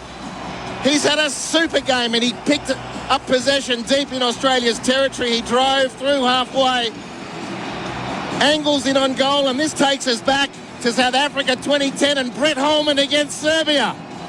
Only this one could win it for Australia against Turkey. Who'd have thunk it? Not the Turks, I'll give you the tip. They had Australia gone for all money, and the Socceroos are up by 2. It's only Conor Metcalf's second international goal. He hasn't scored all season for his club. There are tears on the benches and hugs of pure unbridled joy between Tony Popovic and Paul Ocon, his assistant. Is that enough now for Australia? There's still plenty of time to be played, but we've just watched the replay. It is a sumptuous finish. Brilliant, and it's Brett Holman and then some. What a moment for the South Cardiff gunner. He goes bang for Australia. Just an incredible moment. I'm sure Turkey can scarcely believe it. Down 2 in Vancouver. The drinks break is gone. We're into the last quarter, Simon. Well, they had plenty to say in the build-up. Their captain, Hakan Çalhanoğlu, said, we'll dominate the game. We have better players. And you know what? He might be right. But you've still got to score the goals. And it's Australia who've done that. Now can they defend this lead? Yildiz, they appeal for handball as Yildiz's shot came in, but it was from point-blank range. I'm not sure that could be given as a penalty. I think it was Geordie Boss the ball hit. But Australia now have to keep cool heads after those celebrations. Well, there are less than 15 minutes to go. Sorry, Andy. No, don't apologise, Simon. It's the emotion they've got to get control of. It is a draining factor in itself. Gives you a huge charge, of course, and doubles the lead, which is quite unbelievable, given the way the second half was unfolding. Just wait a minute. Demon, and that shot by Aktürkoğlu. If it's either side of Patrick Beach, Turkey are on the board. And it's straight at the Melbourne City keeper. Can you believe it? From point-blank range. It's an amazing chance. It's a second such chance. The first from Gula in the first half. And Australia sprung up to score their first goal. Just shy of 52,500 people here in Vancouver, British Columbia. Well, I'll tell you what, Andy. Sometimes when you see chances like that and they're hit straight at the keeper, you do start to believe it's going to be Australia's night. But let's not go too early. Yeah. 13 minutes plus stoppages. It's just amazing. Amazing what they've done so far. Yunus Akgün trying to thread the ball through. The mass ranks of the Socceroos defence in front of him. Slid square by Çalhanoğlu. It's out for a throw-in. Nothing more for Turkey at the moment. Nishan Volupale's got trouble at the moment. He's had trouble in possession. He's had a couple of troubles defensively. He's got to focus and get locked in here, Nishan. The ball sent forward. Now Tete Yengi will challenge for this, and he's got the better of Bardakci. Briefly, anyway. And he will send Jason Guerrier forwards. The centre of Turkey's defence has looked shaky at times tonight. We did pick that pre-game. Yeah. They're decent in the air, Demiral and Bardakci, but they're not that comfortable on the floor. Yeah, no, exactly right. Mo Toure has been hammering away at them to real effect. Here's the chance we're seeing on the monitor, straight at Patrick Beach, who was calm enough to snuff things out. Yildiz has been brilliant. The handball claim on Geordie Boss, rightly waved away. Australians in full voice in Canada. I'm sure you can hear them back home. There's 10,000 of them inside Specie Place, and they've just watched their team win another corner. And Turkish heads, I don't know whether you sense, I just had a little look at one or two of them. Ferdi Kadıoğlu, head just started to drop a little bit. Well, I'm sure they can't believe it. They've had all the ball, they've had some chances. Getting changed for Australia now. The denouement, possibly. Aziz Bayic. Again, I was with his father earlier on today. Genial character. Came up and said hello. He'd love to see his son play in another World Cup. The corner whipped in. It's headed away by Abdülkerim Bardakci. Not fully clear yet for Turkey. Little slip, though, by Metcalf. And the ball goes out for a throw-in to Turkey, although Australia believe it should be theirs. And, in fact, the referee has changed his mind. And one or two Turkish fans that we're just seeing on the monitors with tear-stained eyes. They can't believe what they've watched here today. Their team full of superstars with only 10 minutes left on the scoreboards. Andy Harper, the Valvoline scoreboard, the original engine oil and official support of the 2026 FIFA World Cup. And their team is 2-0 down. And they have been two excellent finishes by İrem and Metcalf. And the game at this point will be reduced to the chances Turkey missed when they shouldn't have. But as you've been labouring, the point you've been labouring, Simon, which is so right. Australia have had good chances outside of the two they've scored. Stunningly exciting goals. And now Tony Popovic shapes to bring on the experience. Matthew Leckie's already stripped, along with Aziz Bayic, getting the final instructions. Australia are about to turn from home, but it may as well be a mile away. Good. Good run. He's level in the penalty area. Eventually, Australia scoop it away thanks to Aidan O'Neill up towards the halfway line where they only find Maria Demiral and nobody in a green and gold football kit. 2 changes made by Turkey, by the way, in that last little break in play. Ismail Yüksek and Zeki Çelik have got off. Mert Mulder and Salih Özkan are on, wearing numbers 18 and 5 respectively. It's getting late in the day now for Turkey to salvage even a point, which, I don't know about you, Andy, but at the start of play, I might have signed off for before the first whistle of the game. But now we'd be hugely disappointed if it wasn't all 3. Here is Mulder. Arda Güler. And again, he shoots wide from long range. Well, Australia will happily watch those sail either side of the post all night. They certainly will. He is capable from that sort of range, but it does reveal a little bit of a lack of belief that Australia, they've thrown a lot at Australia. And Burgess, Chiakati and Suto, just to name 3 in that penalty area, have been outstanding. Patrick Beach relaunching play now, outstanding. And Aidan O'Neill, a peerless effort across the field. He has been superb in the centre of Australia's midfield. It's going to be a double change next break in play for Australia. Jackson Irvine and Aziz Bates, 2 vastly experienced players to try and help see the game out for the Socceroos. Bit more defensive work to do before that can become reality. Yunus Akgun in possession for Turkey. Midway inside the Australian half, down the right-hand side, which they've not favoured too much in this game this evening, the Turks. No, and Jackson Irvine is also ready to come on. Aziz Bates is an interesting one. As a left fullback, does he go on for Geordie Boss? Does Geordie Boss go up to left wing for the remaining moments of the game? All will be revealed presently. Meantime, Turkey again looking to try and fashion an opportunity. It flicks off the head of Jason Geria.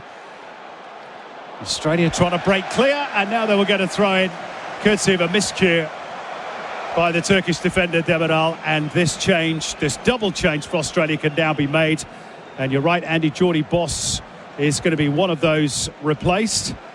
And the other is Paul Okon-Engsler. I tell you what, as Jackson Irvine replaces Paul Okon-Engsler, I mean, we looked at the changes at the start of the 90 minutes today, and we did scratch our heads a bit, but so far, and again, we're trying not to go too early, but Tony Popovic has got it bang on. Well, it doesn't matter what happens from here, because the time that's elapsed and Paul Ocon's contribution has justified his selection. A couple of errors in passing, but he put on the pass for Iran Kunda and the goal.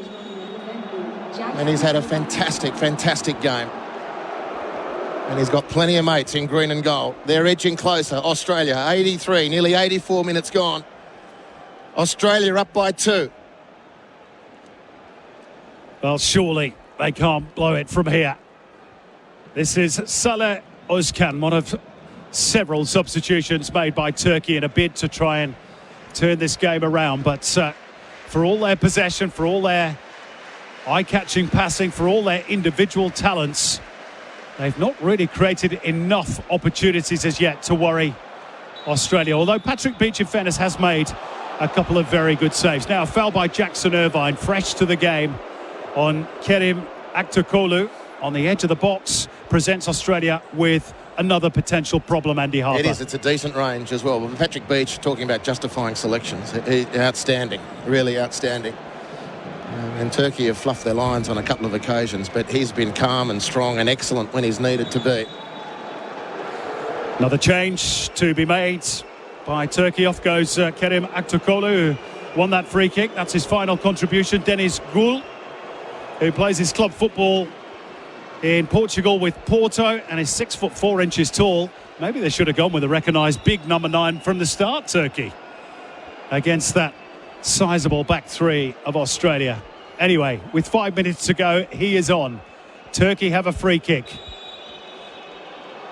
And Calhanoglu is lining this one up, and he got it through the wall, but Patrick Beach again is equal to it, pushes it away, and he pushed it into a good area as well. Wide and away from goal. Australia looking to break clear. Down goes O'Neill. Look at that. The whistle goes. It's going to be a card, which is going to be the first yellow, would you believe, of the contest. What about the run, Simon, from Aidan O'Neill? The amount of territory he's covered under serious pressure. We're in the 85th minute of a World Cup finals match, and somehow he outsprints from a second best position two Turkish opponents to win the front situation and the yellow card. And a respite free kick. Australia can take a breath, although Cam Burgess doesn't muck around. He launches it up to the big frame of Teddy Yengi.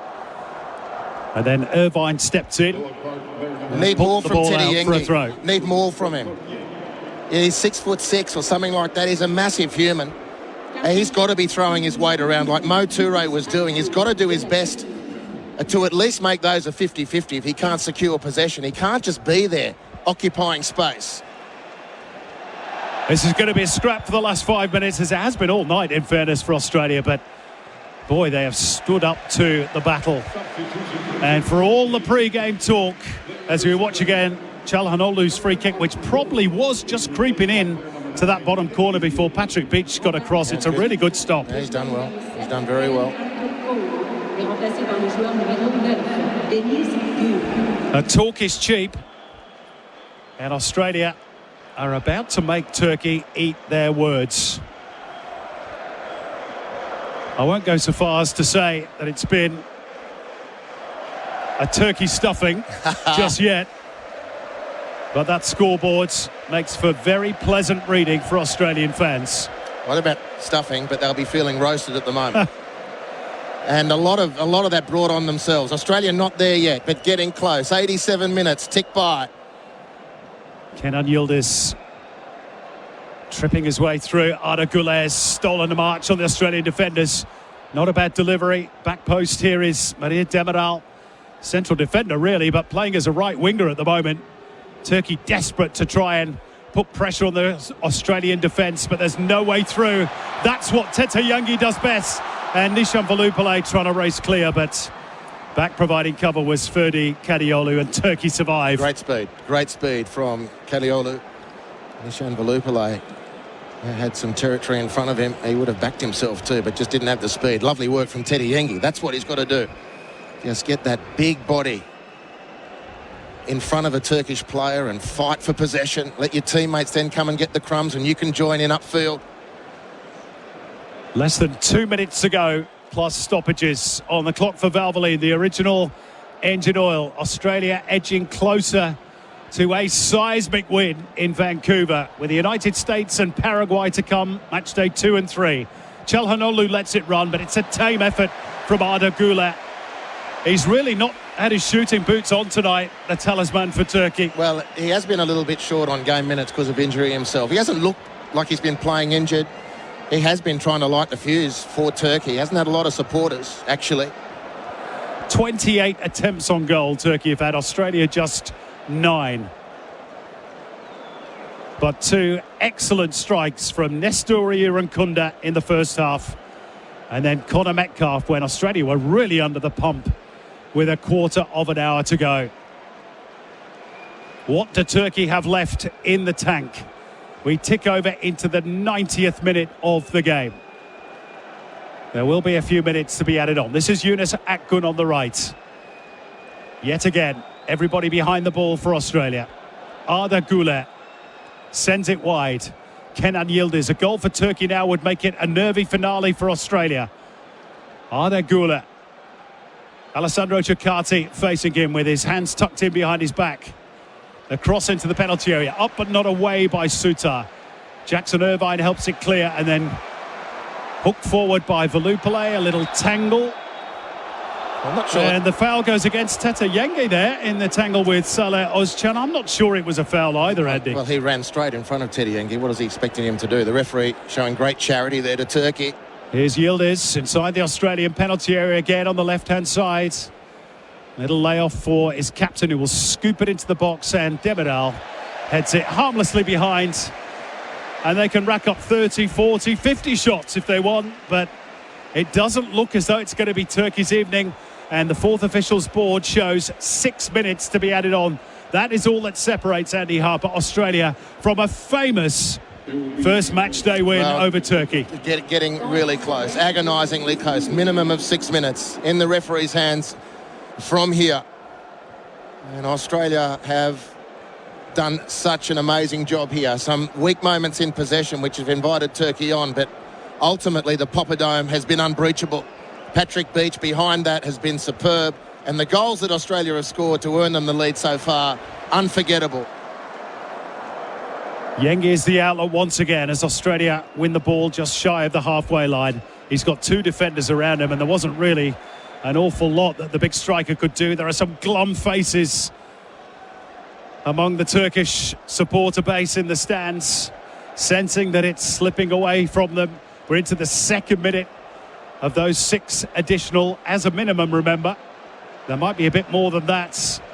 That's in the gift of the referee. Another block, this time by Bayic. Another throw-in for Turkey, taken quickly by Güler. Çalhanoğlu with the switch of play.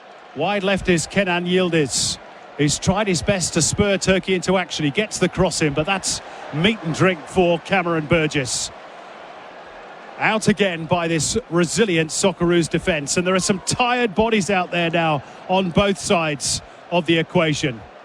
Gary beaten in the air, but Suter is in behind him to lash it out into the stands for another throw-in for Turkey. Yeah, they've been excellent. Jason Gary's been good off the bench, just beaten there. He's got probably the toughest assignment on the field at the moment against Yildiz, who is not looking injured to us. He's looking very, very dangerous. 2 minutes of stoppage time have elapsed. Jackson Irvine fends off the latest cross into the penalty area. Australia sitting deep, protecting this 2-0 lead. That's going to be a goal kick. Turkey wanted a corner, and they're going to be disappointed. And Maria Demirel has a bit to say, and now the referee will have his version of events, which no doubt will prove to be the winner. Well, Chirikati was pretty chirpy with the awarding of that free kick, and the ref felt like he had to step in. We're watching again on the big screen. That big moment in the first half when Nestoria and Kunda opened the scoring, and then Connor Metcalf's beautiful finish, angled into the corner. 2 really top-class strikes worthy of winning a game at a World Cup finals, Andy. And Australia have stolen the ball. Oh, but Bayic, just as he was about to spring clear, is pulled back by the referee's whistle for a free kick to Turkey. Yeah, I thought it probably was a free kick, denied, as is the great opportunity to break away. Güler's delivery was a little flat once again. And Turkey looked to have run out of inspiration. There's no doubt that they've put plenty of perspiration into this performance. Vincenzo Montella, their coach. And the little aeroplane has been grounded so far this evening. And his team has been ground down by this very resilient Socceroos performance. They have almost played 4 minutes of stoppage time, but a goal here would make it a very nervy finish. Sutar sees that one away at the near post. Aidan O'Neill's starting to struggle with cramp. You can understand it. He's put in some miles today for the Socceroos. Another cross, another header clear by Sutar. All hands on deck for Australia. Lifted into the penalty area. Jason Geria, the latest clearing header, and then lashed towards goal by Kenan Yildiz. And another block. And out for a corner. Australia simply will not yield. The great wall of Sutar. What a performance this has been defensively. The corner taken quickly. Plenty of bodies in the box wearing red. What about the cross? Took a deflection. Another Turkey corner. Güler in a rush to take it. They know that time is of the essence now. The Crescent Stars appearing at their first World Cup since 2002, but looking likely to leave empty-handed from Vancouver. What a night for Australia this has been so far. Another corner seen out at the near post. Back with Çalhanoğlu at the top of the Australian penalty area. Yunus Akgun floats the ball in, and they stole a march on the Australian defence there, but now the flag goes up, and it would have been offside anyway. Harry Sutar, the Australian defenders, breathe a big sigh of relief, but they've done their jobs to perfection once again, Andy. Well, Harry Sutar's performance as captain today is out of the Mile Jedinak mould. He has been superb. Clearly offside, but that ball came in. The Turkish defenders, Australia had to play on as though they didn't know, and saw away the trouble again. Important now to keep the ball. How will this rank in terms of Australia's World Cup wins all time, Andy? It's only going to be their 5th ever win at the finals. We think of Serbia, that 2-1 win in 2010, the 3-1 win over Japan, the 1-0 win over Denmark and Tunisia at the last World Cup. What about this one? Well, I think as an opening game, it's been a bit of a problem for us. I think they've been outstanding, really outstanding. There are only seconds left. Surely it's too late for Turkey. Arda Güler once again being hassled and harried by Aziz Beyic, holding him at bay. And the full-time whistle blows in Vancouver. It's all over. What a night for the Socceroos, for only the second time in their history. And for the first time since 2006, they win their opening game at a World Cup. 3 priceless points, which gives them a great chance of progress through Group D. Goals from Nestor Irankunda and Connor Metcalfe, and a mighty, mighty defensive performance at the back from Messrs Sutar, Burgess and Chakati, along with the supporting cast. Patrick Beach was a surprise selection. He made 2 big saves tonight, but he keeps a clean sheet on his World Cup finals debut. And you have to say, Tony Popovic, you got it bang on tonight. Full-time scoreline at BC Place. Australia 2, Turkey 0. Well, Andy Harper, pick the bones out of that one.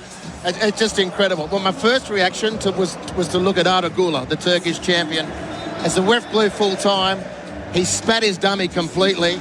It's going to take something for Turkey to regroup after this, because they weren't expecting it. They talked down the Socceroos the whole week. Their fans thought it was going to be a 3-0 cakewalk. And now it's men at work beaming through the stadium speakers, as it should be, because Australia were magnificent. Güler just made a complete beeline for the dressing rooms, didn't congratulate anyone, didn't say anything to anyone, except to turn back to his bench and say something, God knows what, but he wasn't a happy camper. For the Socceroos, it's all smiles. An amazing, amazing result. 2 great goals, not gimme goals, goals that had to be earned according to the game plan, and Australia were just fantastic. What a start to a World Cup it's given them. There's nobody at the tournament who's given Australia a chance, apart from us and the team, of getting out of the group. America's given them a roasting. Turkey didn't think they could do it, and now look at us. Well, as the red seats empty, or those wearing red who were sat in those seats make their way to the exits, I'm looking out on a bank of green and gold away to my left and right. The land down under belting out around the stadium. We could be in Stuttgart in 2006, Andy Harper. What a night this has been for Tony Popovic. And that team selection that we all questioned at the start of the night, he knew what he was doing.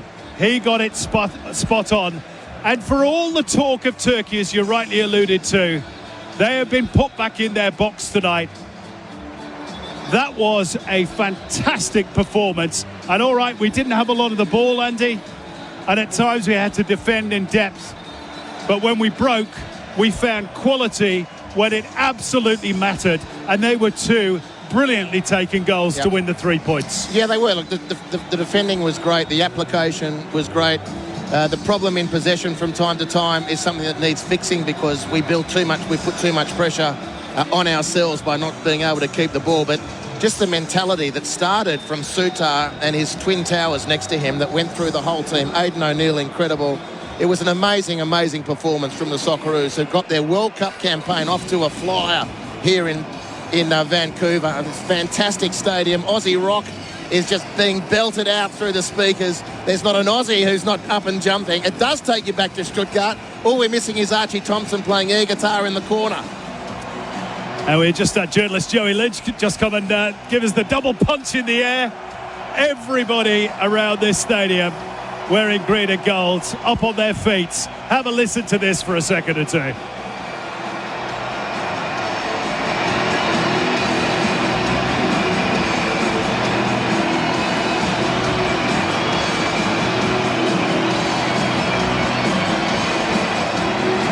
Well, the strains of Thunderstruck from AC/DC and Turkey certainly were tonight. They make their way over the Socceroos players to the end of the stadium, where the vast majority of the Australian supporter base, 10,000 of them inside tonight, and they made themselves heard tonight as well. Brilliant. You know, we've been to a lot of these types of matches, and I've never heard the Aussies sing the pre-game song, which just happened to be Land Down Under, with such volume. And now look at them go. What a moment for those fans who've crossed the planet to get here, to celebrate this moment, to share it with the team, to back them in. And don't you make any mistake, the players will have absorbed every bit of support that's coming their way. These are really unforgettable scenes here in the BC Stadium in Vancouver. And I'm just thinking immediately, a little personal battle. We went into breakfast at our hotel this morning, and a couple of Turkish fans in their red shirts looked at us, didn't say anything except, "You guys are hopeless, we're going to win 3-0. Simon, I can't wait for breakfast tomorrow morning. Do you know what, Andy? I was about to bring up the very same point, and I know it sounds like we're gloating, but what the hell? Exactly. Australia have just won a game at the World Cup finals, a game that they weren't expected to win. And I've heard a lot of trash talk from not just the Turks, but the Americans as well. I don't know about Paraguay because I don't speak Spanish, but maybe they've even joined in as well. Australians are at their most dangerous when you write them off and say that they can't play or that they're rubbish. And I don't think they did their homework. You only had to listen to the pre-game interviews. They're strong on set pieces. They're physical. We're going to dominate. We've got quality. Well, you know what? Maybe one or two of the latter points, they're right. Individually, they've got better players. But as a team performance, that tonight is going to take some topping by any team at this performance. Australia were trashed by the world's press, and they've stuck two fingers up to them this evening. And the big one to come, Seattle in a week against the US. Are you watching America? Are you watching America? We are coming for you. Oh, and look, we played them in the friendly, which we lost, but it was a close one. And a lot of dust-ups in that game, in particular with Nestor Irankunda, you'll recall them. And don't think for a second he won't have a target on his back. He was brilliant tonight for the goal he scored. Connor Metcalf. And so I'm thinking back now to a few years ago, Simon, in the A-League. And listeners on SEN need to get yourself out and support this competition, which is breeding these World Cup finals matches winners. And I think back to a couple of years ago in the centre of the Melbourne City midfield was Connor Metcalf and Aidan O'Neill, doing in the A-League what they did to Turkey on the World Cup stage here tonight. They were brilliant in combination. Aidan O'Neill won't get many plaudits, but he was brilliant. And Connor Metcalf's goal is now part of the pantheon. Scoring a goal in the World Cup finals from outside the penalty area on your left foot in a breakaway to secure a win against a team no one gave you a hope in Hades of doing. I'm sure there are a lot of people in the good city of Newcastle who are celebrating that goal where Connor, of course, was born. And just looking at some of the face of the Australian fans, I'm not even sure some of them can believe what we've just witnessed, Andy. But, yeah, what a performance. We're just looking at the numbers on the screens on our monitor. Only 30% of the ball. Turkey had 30 attempts at goal, only 8 of those on target. Australia's XG, 0.75 as opposed to 1.72 for Turkey. Only 217 passes completed by Australia, 650 for Turkey. But I don't care which way you slice it. The numbers that matter are at the top of the screen. Australia 2, Turkey 0. Doesn't matter how much of the ball that you have. Doesn't matter what quality you have. If you don't score, you can't win. And, you know, we talked about the pre-game trash talking of Australia. The nature of that win is actually going to fuel it more because, you know, the so-called neutral observers will be saying, oh, well, you know, if Turkey could finish, they would have won the game. And Australia just defend and they rode their luck on the counter-attack. And it's just going to feed that narrative, which is going to feed the energy of this team because concede the ball, don't give enough respect to possession at times, invite pressure, yes. You've still got to get past Harry Suter. You've still got to get past Cameron Burgess. You've still got to get past Alessandro Ciaccardi. And if you get past those three, you've got to get past Patrick Beach. And if you fall asleep for a second, the ball's going up to Toure, to Irankunda or to Connor Metcalf, and you can be licking your wounds. So take Australia however you want, US. Take them however you want, Turkey. And if it gets to the third game, Paraguay, you can make your own observations as well. But we're coming for you. Nestor Irankunda just being interviewed by television at the moment. He's got a big beaming smile on his face. Why wouldn't he? after that opening goal after 27 minutes. A brilliant finish from a brilliant pass from Paul Okon-Engster, who had a super debut tonight. We're going to finish off, Andy, by throwing it forward. Obviously, Paraguay on match day 3. Let's take the emotion out of the game against the United States just for a moment. I mean, they were pretty good in their opening game against the Paraguayans, winning by 4-1. They're at home, of course. They know how to play in Seattle, which is where the game will be played. What chance do Australia have in that game? And will the same approach as we saw tonight work, or does he have to go something different? There'll be no ducks and drakes. It'll depend on how the players recover. There'll be no ducks and drakes. This is what we're about. If you're good enough to beat us. But the first half for America against Paraguay was fabulous. That was a really excellent first half, and I'm watching that thinking, oh my goodness, this is going to be difficult in Seattle. They weren't as good in the second half, and Paraguay defensively, when you look at the way the goals were scored, were very, very poor. Australia won't be that against the US. We will play the way we play. We've got to hold the ball better on occasion, and then the young fellas up front do your business. I mean, they're an even money chance. They need a point out of the last 2 games to go through. Realistically, 4 points, if you get a draw out of one of the last 2 matches, has to put you in one of the best third-place positions to get through to the knockout round of 32. They've done an amazing job for themselves tonight. It's been a long camp in preparation, a lot of talk about that as well. But honest to God, they were bloody fantastic today. And Tony Popovich, we dip our lid. You've done a great job. Yeah. We're very, very proud of the Socceroos tonight. I think Tony Popovich is as well. He's just doing an interview and he looks a little red-eyed, maybe shed a tear or two of joy. Now they will go back and rest up, and they'll need the rest. It was a tough 90 minutes in pretty oppressive conditions here at BC Place, but they have got the job done, and they've got the 3 points. We're going to take our leave, Andy. Another 3 points against the Americans. We're going to have to look at extending our trip, aren't we? Well, at least you'll have to stay in San Francisco. Absolutely. But that's not the end of the football chat. After the break coming up, we've got the post-match show with Adam Peacock and Jordan Cornelis. They're going to be taking your calls.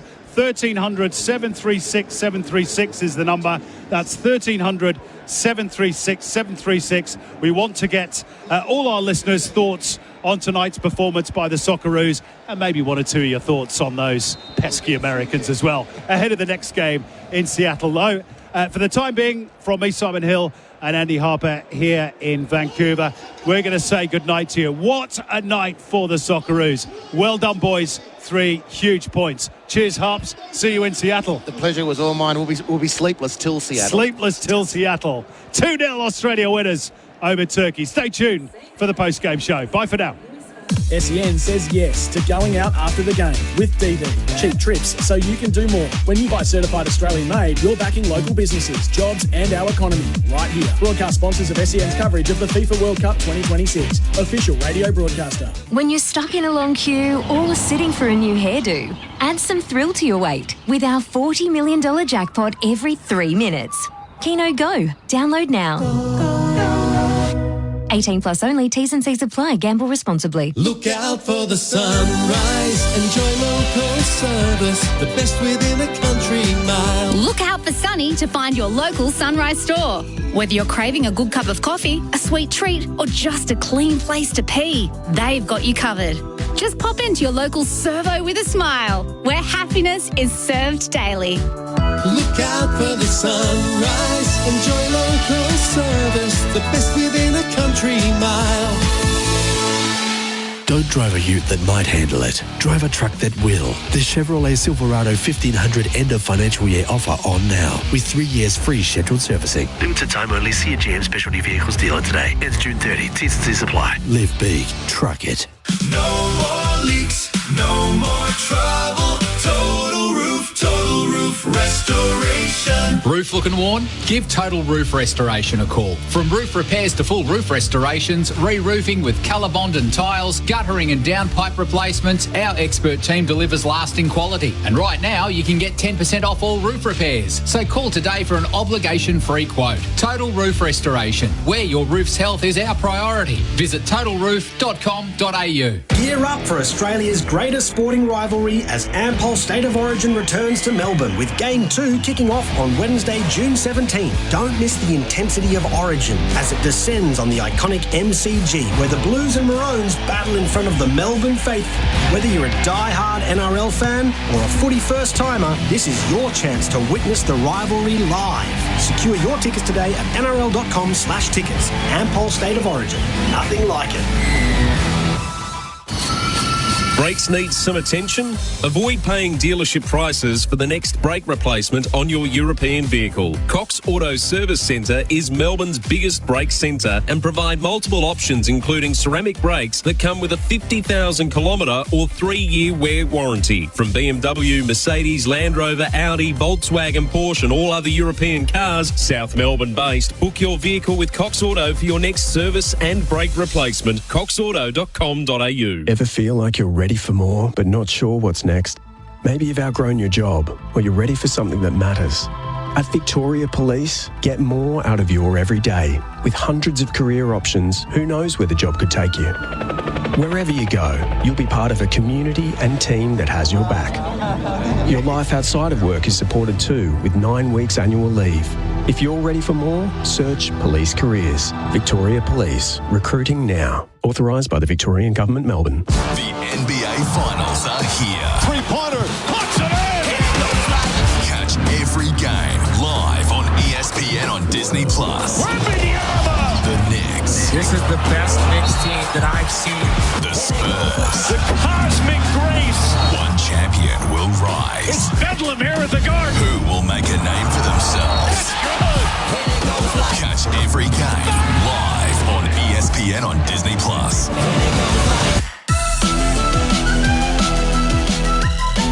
Say yes to turning into a Socceroo girl at the pub. Say yes to going out after the game. Say yes, I'm Dee Dee. Woo! Woo! When you're stuck in a long queue or sitting for a new hairdo, add some thrill to your wait with our $40 million jackpot every 3 minutes. Keno Go. Download now. 18 plus only. T's and C's apply. Gamble responsibly. Keno Go's $40 million jackpot. Download the app. Sportsbet, the easiest way to bet on the cup. Imagine what you could be buying instead. Broadcast sponsors of SEN's coverage of the FIFA World Cup 2026. Official radio broadcaster. This is the Global Game. And it was straight at Patrick Beach, and the Socceroos fans breathe a big sigh of relief, and now they spring into the attack. It's Nestor Iraconda! He's done it! What a goal from one end of the pitch to the other! Nestor Iraconda, you star! The world knows what we've known for a long time now. And when the ball was launched over the top, Iraconda's pace and purpose took him clear of the defender. And his finish was clinical. And they've got to focus. Good clearing header by Sutar. Out it comes. Oh, that's a great hit. It's off the woodwork. Goodness me, Abdul Karim Bardakji. And the post is still reverberating, I think. Just to keep the Australians guessing. It is Arda Güler, and he got it through the wall. Good save by Beach. Still not completely clear for Australia. Yildiz couldn't get his shot away. Now playing his club football back in Japan for Albirex Niigata. And Australia, courtesy of an errant touch by a Turkish player on the attack here. It's Conor Metcalf! Oh my word! Oh my goodness! What a goal by Conor Metcalf! Something out of nothing from the edge of the penalty area. It is an arrow-like finish with the left peg, and he's now smothered by jubilant Australians. And why not? The Socceroos, hear this back in Australia, lead Turkey by 2-0. Which is quite unbelievable, given the way the second half was unfolding. Just wait a minute, Debit. Oh, and that shot by Aktürkoğlu. If it's either side of Patrick Beach, Turkey are on the board. Surely it's too late for Turkey. Arda Güler once again being hassled and harried by Aziz Beyic, holding him at bay. And the full-time whistle blows in Vancouver. It's all over. What a night for the Socceroos, for only the second time in their history. And for the first time since 2006, they win their opening game at a World Cup. 3 priceless points, which gives them a great chance of progress through Group D. That's how it sounded from BC Place in Vancouver. The Socceroos defeating Turkey 2-0 in the opening group game of this 2026 FIFA World Cup. What a result from the Australians, and puts them already in this group stage in a great position to go forward at this World Cup. Jordan Canellis with you in the Global Game post-game show. Our match wrap brought to you by Allianz Australia, official insurance partner of Football Australia, and Keno Go. Kick off soccer season with Keno Go's $40 million jackpot. Download the app for your chance to win. Broadcast sponsors of SEN's coverage of the FIFA World Cup 2026 official radio broadcaster. The goal scorers today: Nestori Irankunda in the 27th minute opened Australia's account, and Connor Metcalf with a lovely strike from long range in the 75th minute. The lines are open, 1300 736 736 for the next hour or next 45 minutes or so to take your calls right across Australia on SEN. That's 1300 736 736. You can send us a text message as well on 0433 98 11 16. Live from BC Place, joining me for the post-game show, all thanks to Chemist Warehouse. Get discounted prescriptions and save more money at Chemist Warehouse, broadcast sponsor of SEN's coverage of the FIFA World Cup 2026 official radio broadcaster is Adam Peacock. Adam, what a result that was. Just debrief it all for me. Try and unravel everything that you just seen over the last 2 hours. That was one of the great wins that the Socceroos have witnessed at the World Cup. JK, I was lucky enough to be in Doha for the Denmark and Tunisia game, and that performance and that result and that everything was every part of what we saw in those two great wins in Doha, because it catapults us into the tournament for once. We've got something to hang off. After 2006, when we started so brilliantly, this was the difference, though. This was the opposite of that, by taking the lead and, for the most part of the first half, controlling the game without the ball. Second half, different equation. Yildiz comes on. They go to him a lot. Tony Popovic with his substitutes, and I don't know if you can give a manager a man of the match, but he's up there. He's in the voting because of, firstly, his choices of Ocon Exler and also Patrick Beach. That save that Simon mentioned there, it happened so quick that he said it came off the post in the highlights. He gets a touch on it. It is an extraordinary save, one of the best we've ever seen from an Australian at a World Cup. And then they control the ball. Not as well as they did in the first half. In the second half, but they put Guerrier on to handle Yildiz. He quietened down there, and in the end, that goal from Connor Metcalf proves the decisive moment. And what a night! And the Socceroos stragglers fans are just making their way out now, but the town, which is literally 500 metres behind BC Place here, is going to be absolutely pumping tonight here in Vancouver. It is one of the few times in Australia's World Cup history, obviously a lot of it recent World Cup history, that the Socceroos have led the game and in parts controlled the game. Like, I know Turkey had a lot of possession and Australia was doing a lot of defending, but you're right, scoring early on and being in front for the majority of the game. We haven't really seen that from the Socceroos before. We've always been chasing games, coming from behind, or there was a couple of games in the 2010 World Cup where we were leading against Ghana and we had the win against Serbia, but we were chasing tail in that World Cup because of the Game 1 result against Germany. So this is one of the few times that we can actually sit here and savour the Aussies being in front in the game and now being in front in the early stages of the group stage. And now's probably not the time to be really analytical. It's an emotional moment. I mean, Down Under, which played out through the stadium straight after full time, was just magnificent. That whole bay of Australians behind the left-hand goal. I don't know my directions here. I don't care. I don't want not north, west, south, east is, and I dare say a few Australians won't in about 6 hours' time here in Vancouver. But the way that just hummed around the stadium, and the Turkish fans were just stunned. And yeah, you look at the stats, and one of these games that you look on one of those stat bots and go, oh well, Turkey dominated that game. Turkey had dominated that game. Well, yes and no, because I would say Tony Popovic would be happy with about 60 to 65% of the work controlling the game without the ball. The old Mourinho expression, you controlled the opponent without the ball, and that's what they did for the most part. Sure, there were wobbles, and there's a lot of improvement to come. I dare say that the Americans will be a different proposition. They'll use their width a bit better than Turkey did. They were so narrow, and I mean, Harry Suter, how many times did he clear on the edge of the 6-yard box, especially in the last 20 minutes? So that told you everything, that they just didn't have an idea of how to break down that gold wall. Couple of your text messages coming through. Brett says, oh my goodness, was watching at the pub and it absolutely erupted. The security guards and the coppers were jumping and almost crowd surfing. I'm in tears. Good. One from Scott in Melbourne says, boys, I'm watching and I've watched, played and coached the game for a long time. That is one of the most disciplined, structured and brilliant performances I've ever seen. Well done, Popper, and what a coaching masterclass. And to the players who executed brilliantly. Come on, you Aussies. And his selection decisions, Adam, have been vindicated after that game.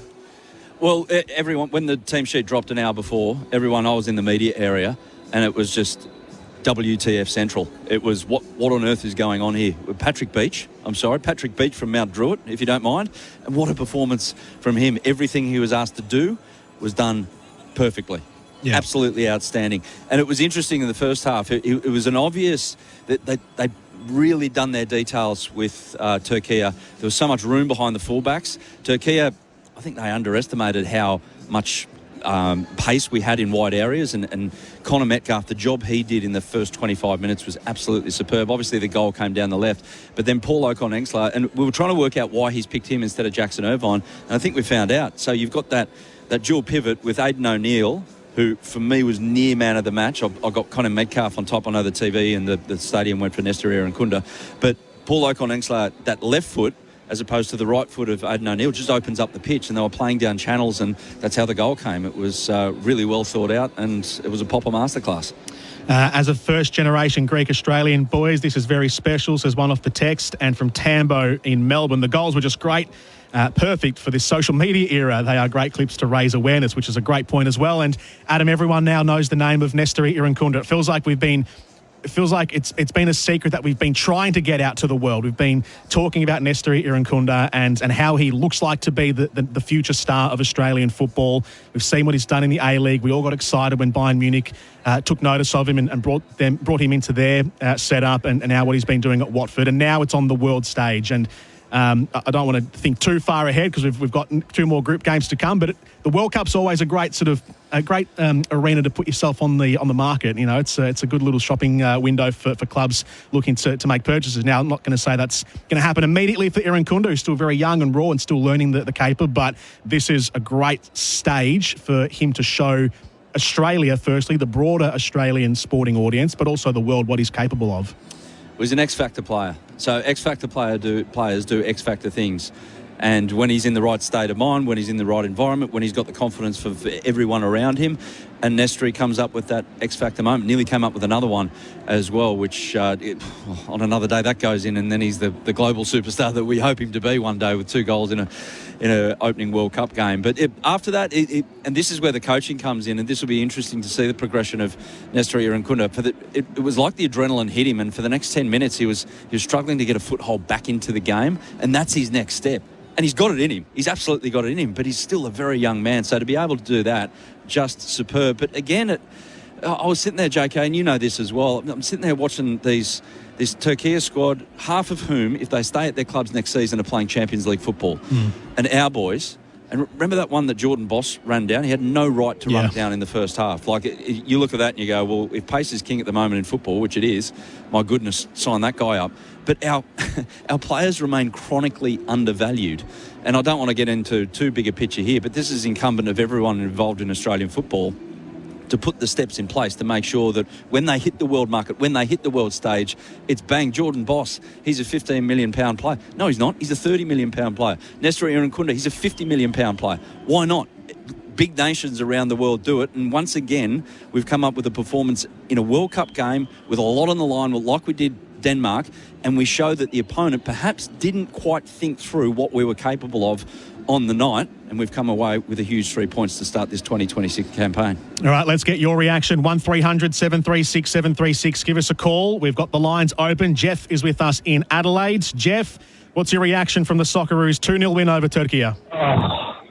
Bear with me, but I'm an Aussie rules man. Soccer, I shouldn't say that.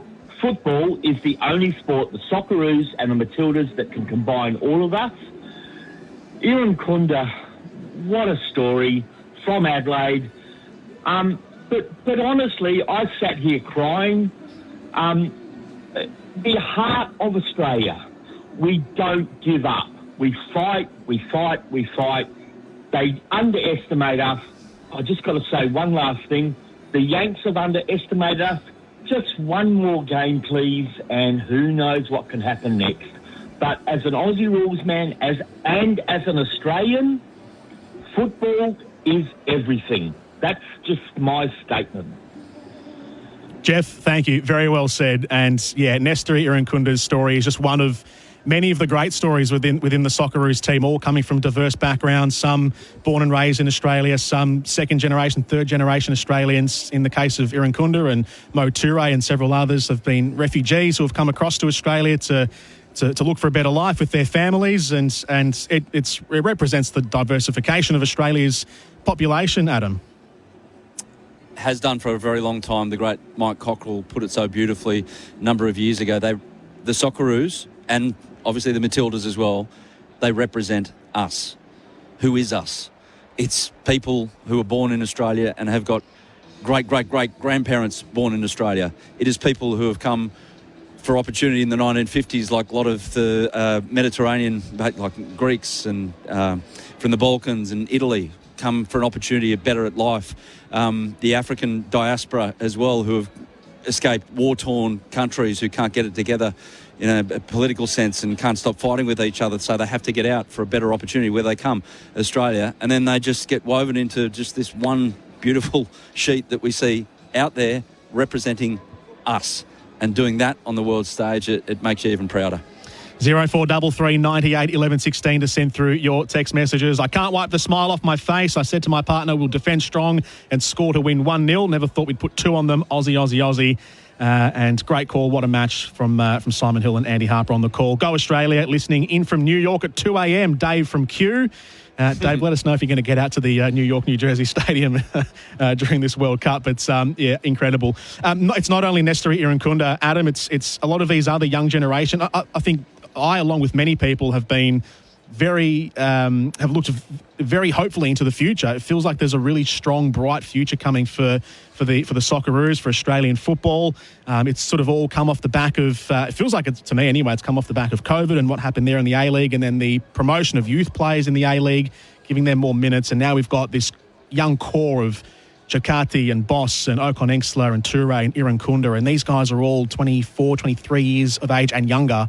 And this is going to be the generation for the Socceroos for the next decade. Yeah, it will be. The balance of the squad, the age profile is fantastic. I mean, you wake up this morning, you don't know where these rumours are from. Lucas Harrington, Barcelona, Alessandro Ciccardi, Atletico Madrid. I mean, why not? Why not think that way? But you're having a look at this squad. And so Harry Suter, obviously Scottish-born and raised, but with Australian lineage. Ciccardi bailed out of Australia before he got a crack at A-League, was going to play A-League, but went anyway. And Burgess as well, didn't quite play A-League, but the rest of them have come through the A-League. And Tony Popovic didn't really mind the age profile of the player that he brought on. It was about doing a job. Matthew Leckie was about to come on a couple of times, I think, and then Popper changed his mind. Some real depth about it, a real lot of options, and that's the balance that Tony Popovic has gone. We didn't even need Christian Volpato tonight. I've got a feeling, though, Volpato, JK, he'll play a part against Paraguay.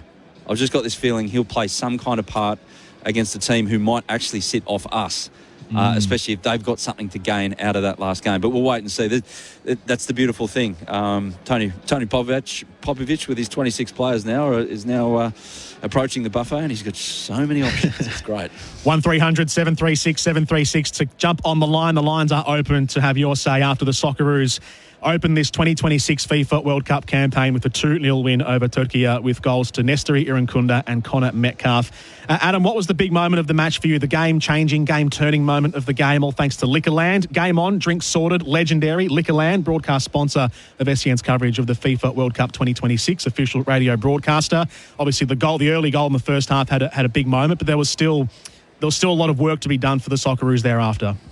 Yeah, as good as the first goal was, and it should be played for all eternity as well, that from Connor Metcalf to just put that gap we needed, because let's be honest, Turkey were all over us for the first 20, 25 minutes of the second half, and it felt like it was going to go on all half, and it was like watching a game of half court, basically. They could have brought the crowd up to halfway and put the goalkeeper up there as well and just played the match in one half. But that drive from Connor Metcalf, who I must say, he was my man of the match, and there was nothing against anyone who performed for Australia tonight, but he was my man of the match because the amount of work he did defensively to cut off passing lanes, to just make Turkey spin out the other side and then have to start again. The ball got down the left a fair bit in both halves, but it would have been a lot more if Connor Metcalf wasn't doing his job defensively, and with the ball he was just so smart. And then at full time he collapsed. That he just expunged himself, basically. But that goal, he deserves something like that. It was a little reminiscent, wasn't it, JK, of the Brett Holman goal against Serbia in 2010. Yeah. But this one, of course, had a lot more meaning. The following games for Australia. So the United States is up next in Seattle. That'll be on Saturday morning, 5 a.m, so bright and early. It's the only early game we've got in our group stage. 5 a.m. Saturday, the 20th of June. So that's next weekend against the United States. And then following that, another 6 days on will be Paraguay, which is at midday Australian Eastern Time, Friday the 26th of June. That's 2 weeks away. Pete from Paran is with us on the line. Pete, welcome into the Global Game post-game. How are you feeling after the Socceroos 2-0 win? Hi guys, how you doing? Very good, thank you. Bloody good. Amazing. Thanks for taking the call. Yeah, amazing result. And I'll tell you what the massive difference. I've been around the block a few times and I've seen various Socceroos teams. And I'll tell you what's very impressive about not necessarily the team, but the way we played systematically this way around. Normally when defending, it's just we're disorganised, and it seems like we've just found ourselves in a situation we don't want to be in. This time, it seems like we have come from a dress rehearsal. We have trained specifically to deal with that situation. Every player knew exactly what he needed to do, and that's what we were able to cover. Double team or even triple team players as they came down left or right side. It was so well prepared a team to defend that it wasn't at all boring, the fact that we played defence, because it was so organised. I don't know if you guys saw that or if it's just me, but I honestly feel that's the difference, where for once in our history, we're defending, but we're defending expecting it, or we're defending very well prepared to defend, if that makes sense. Yeah, no, a perfect point, Pete. I had that written down as well. We did a lot of defending, Adam, but we were composed the whole time. They executed the plan. Yes, there was going to be a couple of hairy moments here and there where Turkey really tested Australia. A couple of long-range shots. The one that hit the woodwork off the fingertips of Patrick Beach. A couple of times they got a little deep inside the 18-yard box, but Australia every time, Adam, were prepared for the moment. Yeah, and that's where the three centre-backs come in as well, in the organisation of a Harry Suter. And thank goodness he dropped from the sky a couple of months ago and got himself fit again, because he's been, unfortunately, just riddled with injuries after a fantastic 2022 World Cup in Qatar. It did remind me a bit of the Denmark game in Doha, in the sense that Graham Arnold set up the side so well in those two games against Tunisia and Denmark to aim towards the result. Got the goal on that occasion, but this time he's right, the caller. It's like the organisation and the details, and we always hear Tony Popovic is so big on details, and I've had word out of the camp that guys who have been around numerous, like 4 or 5 World Cup cycles within the team, the backroom staff are just like, they just shake their head and go, this guy's so detailed, and that's the proof right there. We saw it over 100 stroke minutes here in Vancouver. Keep your calls and texts coming through. You can give us a buzz, 1300 736 736. Stephen Point Cook will get to you very soon. We'll get to your text messages that are coming through as well. We're going to go to the break, though, and as we do, let's get the latest from Sportsbet. Sportsbet, the easiest way to bet on the cup. Chances are you're about to lose. All right, Monday World Cup matches here at Sportsbet. The first game of the day, very early 3 a.m. start. Germany $1.04, Curacao $36 in that one. Probably the lowest price anyone's ever been in a World Cup match there. But let's get started on this Ivory Coast match. $3.30 Ivory Coast to draw, $2.80 Ecuador, $2.50. Been good money for Ecuador in this one. And a quick little Sportsbet's running a fantastic little promo throughout the first week of the World Cup, where if you back an anytime goal scorer in any same game multi and they have the first shot on target, you get that bet paid as that leg paid as a winner. So Jordi Caicedo for Ecuador in that one. He's $3 to be an anytime goal scorer. He takes the first shot. That's a green tick for you in your anytime same goal scorer, same game multi. Looking at the late game on Monday, Sweden hot favourites for that one against Tunisia. They're $1.90. The draw $3.40 in Tunisia $4.20. You reckon Tunisia might be a sneaky chance in that one? I don't mind Alexander Isak to score for the Swedes. I reckon he's a great one for that promo and the same game multis. Just quickly looking at futures as we wrap up this World Cup first few days. Been a bit of movement in the outright market. France actually been really well back. They're into favourites now. They're $5.50. The French. The Spaniards, for some reason, have drifted without even playing a game. England out to $9.50. Portugal, $9.50 now. Argentina, $10. And Brazil, the punters not happy with their performance today. They're out to $12 after probably being a bit lucky to get away with a draw against Morocco, who are $26. That's it for Sportsbet. Sportsbet, the easiest way to bet on the Cup. Chances are you're about to lose. For free and confidential support, visit gamblinghelponline.org.au. Keno Go's $40 million jackpot. Download the app. Sportsbet, the easiest way to bet on the Cup. Imagine what you could be buying instead.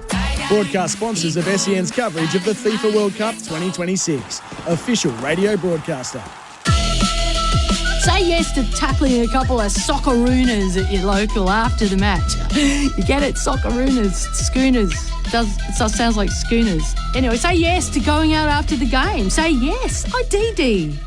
When you're stuck in a long queue or sitting for a new hairdo, add some thrill to your wait with our $40 million jackpot every 3 minutes.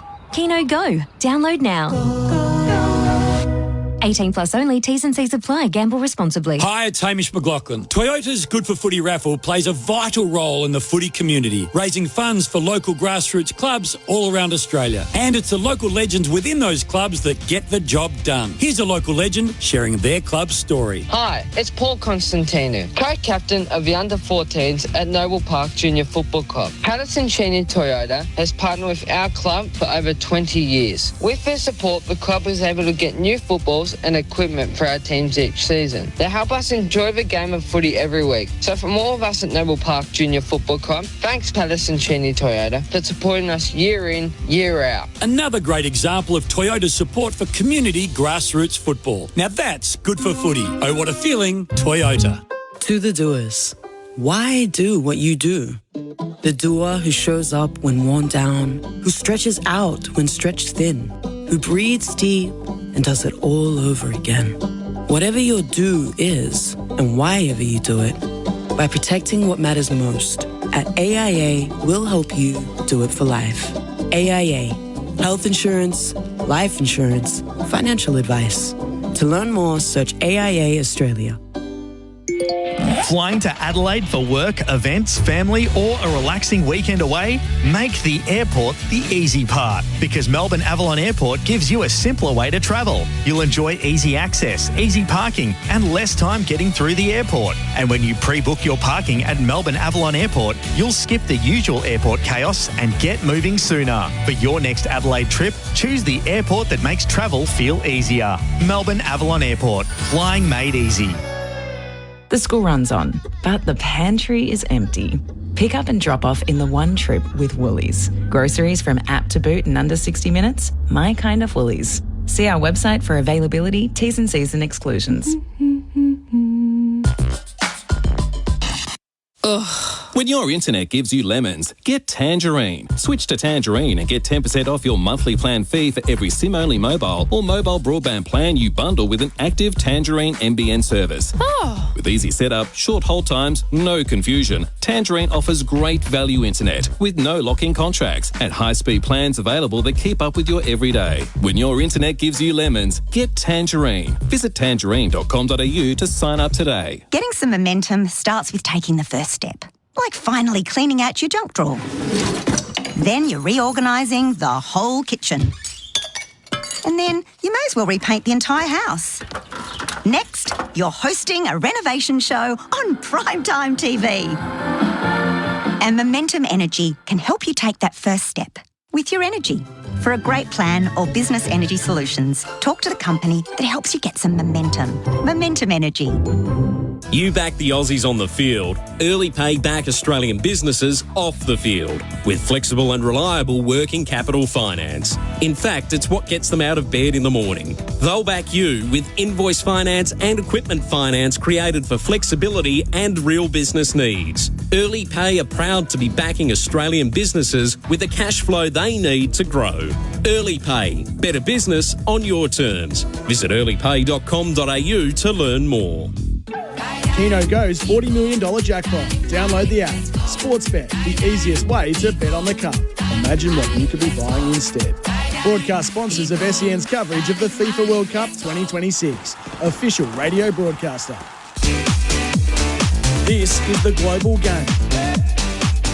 And Australia, courtesy of an errant touch by a Turkish player on the attack here. It's Conor Metcalf! Oh my word!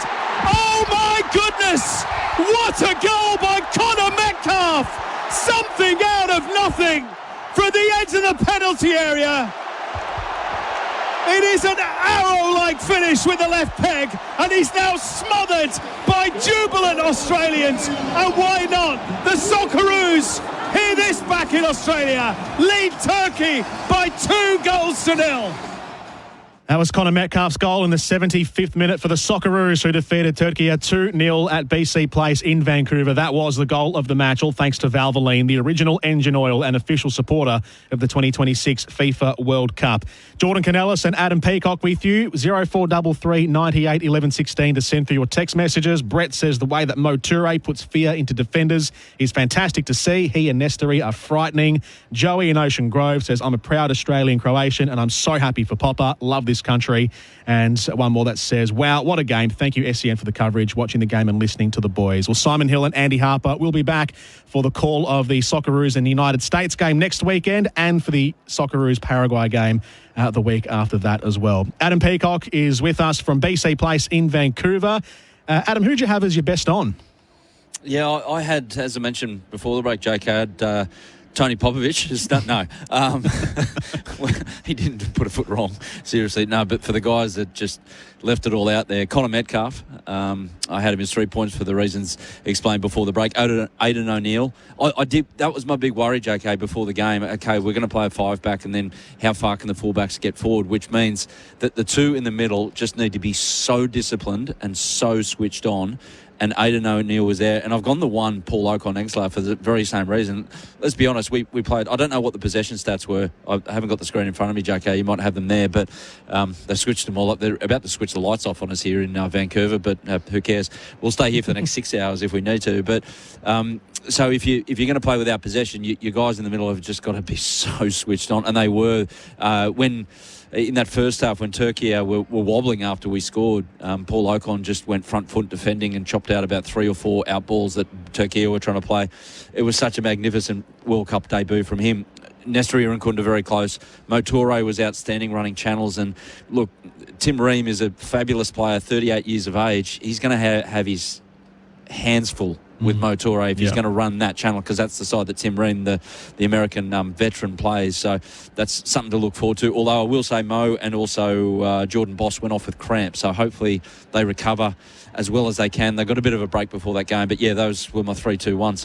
72% possession for Turkey, 28 for the Socceroos, 30 shots to 9 in favour of Turkey, 52 touches in the box to 17, again in favour of Turkey, 635 passes going at a 90% accuracy for Turkey compared to Australia's 202. So they had 430 more passes than Australia. So all the stats went into Turkey's favour, but it's 2-0 to the Socceroos.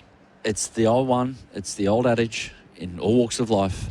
It's not what you have, it's what you do with what you have. Yeah. And that's how I'm going to go into the night tonight here, Jordan, in Vancouver.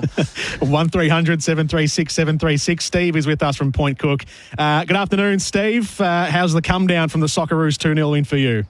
It's pretty amazing, guys. I watched it at a Turkish Alevi community centre in Coburg. My girlfriend's Turkish, and it was pretty amazing to watch them sing the national anthem. And then as soon as the national anthem finished before the game, half the audience, all Turkish, because the call broke out in Aussie, oi, oi, oi. It was just amazing. And as much as they wanted Turkey to win, they were so happy that Australia actually won. They were equal parts heartbroken and jubilant, and it was just amazing to see. And even after the game, they were absolutely shattered.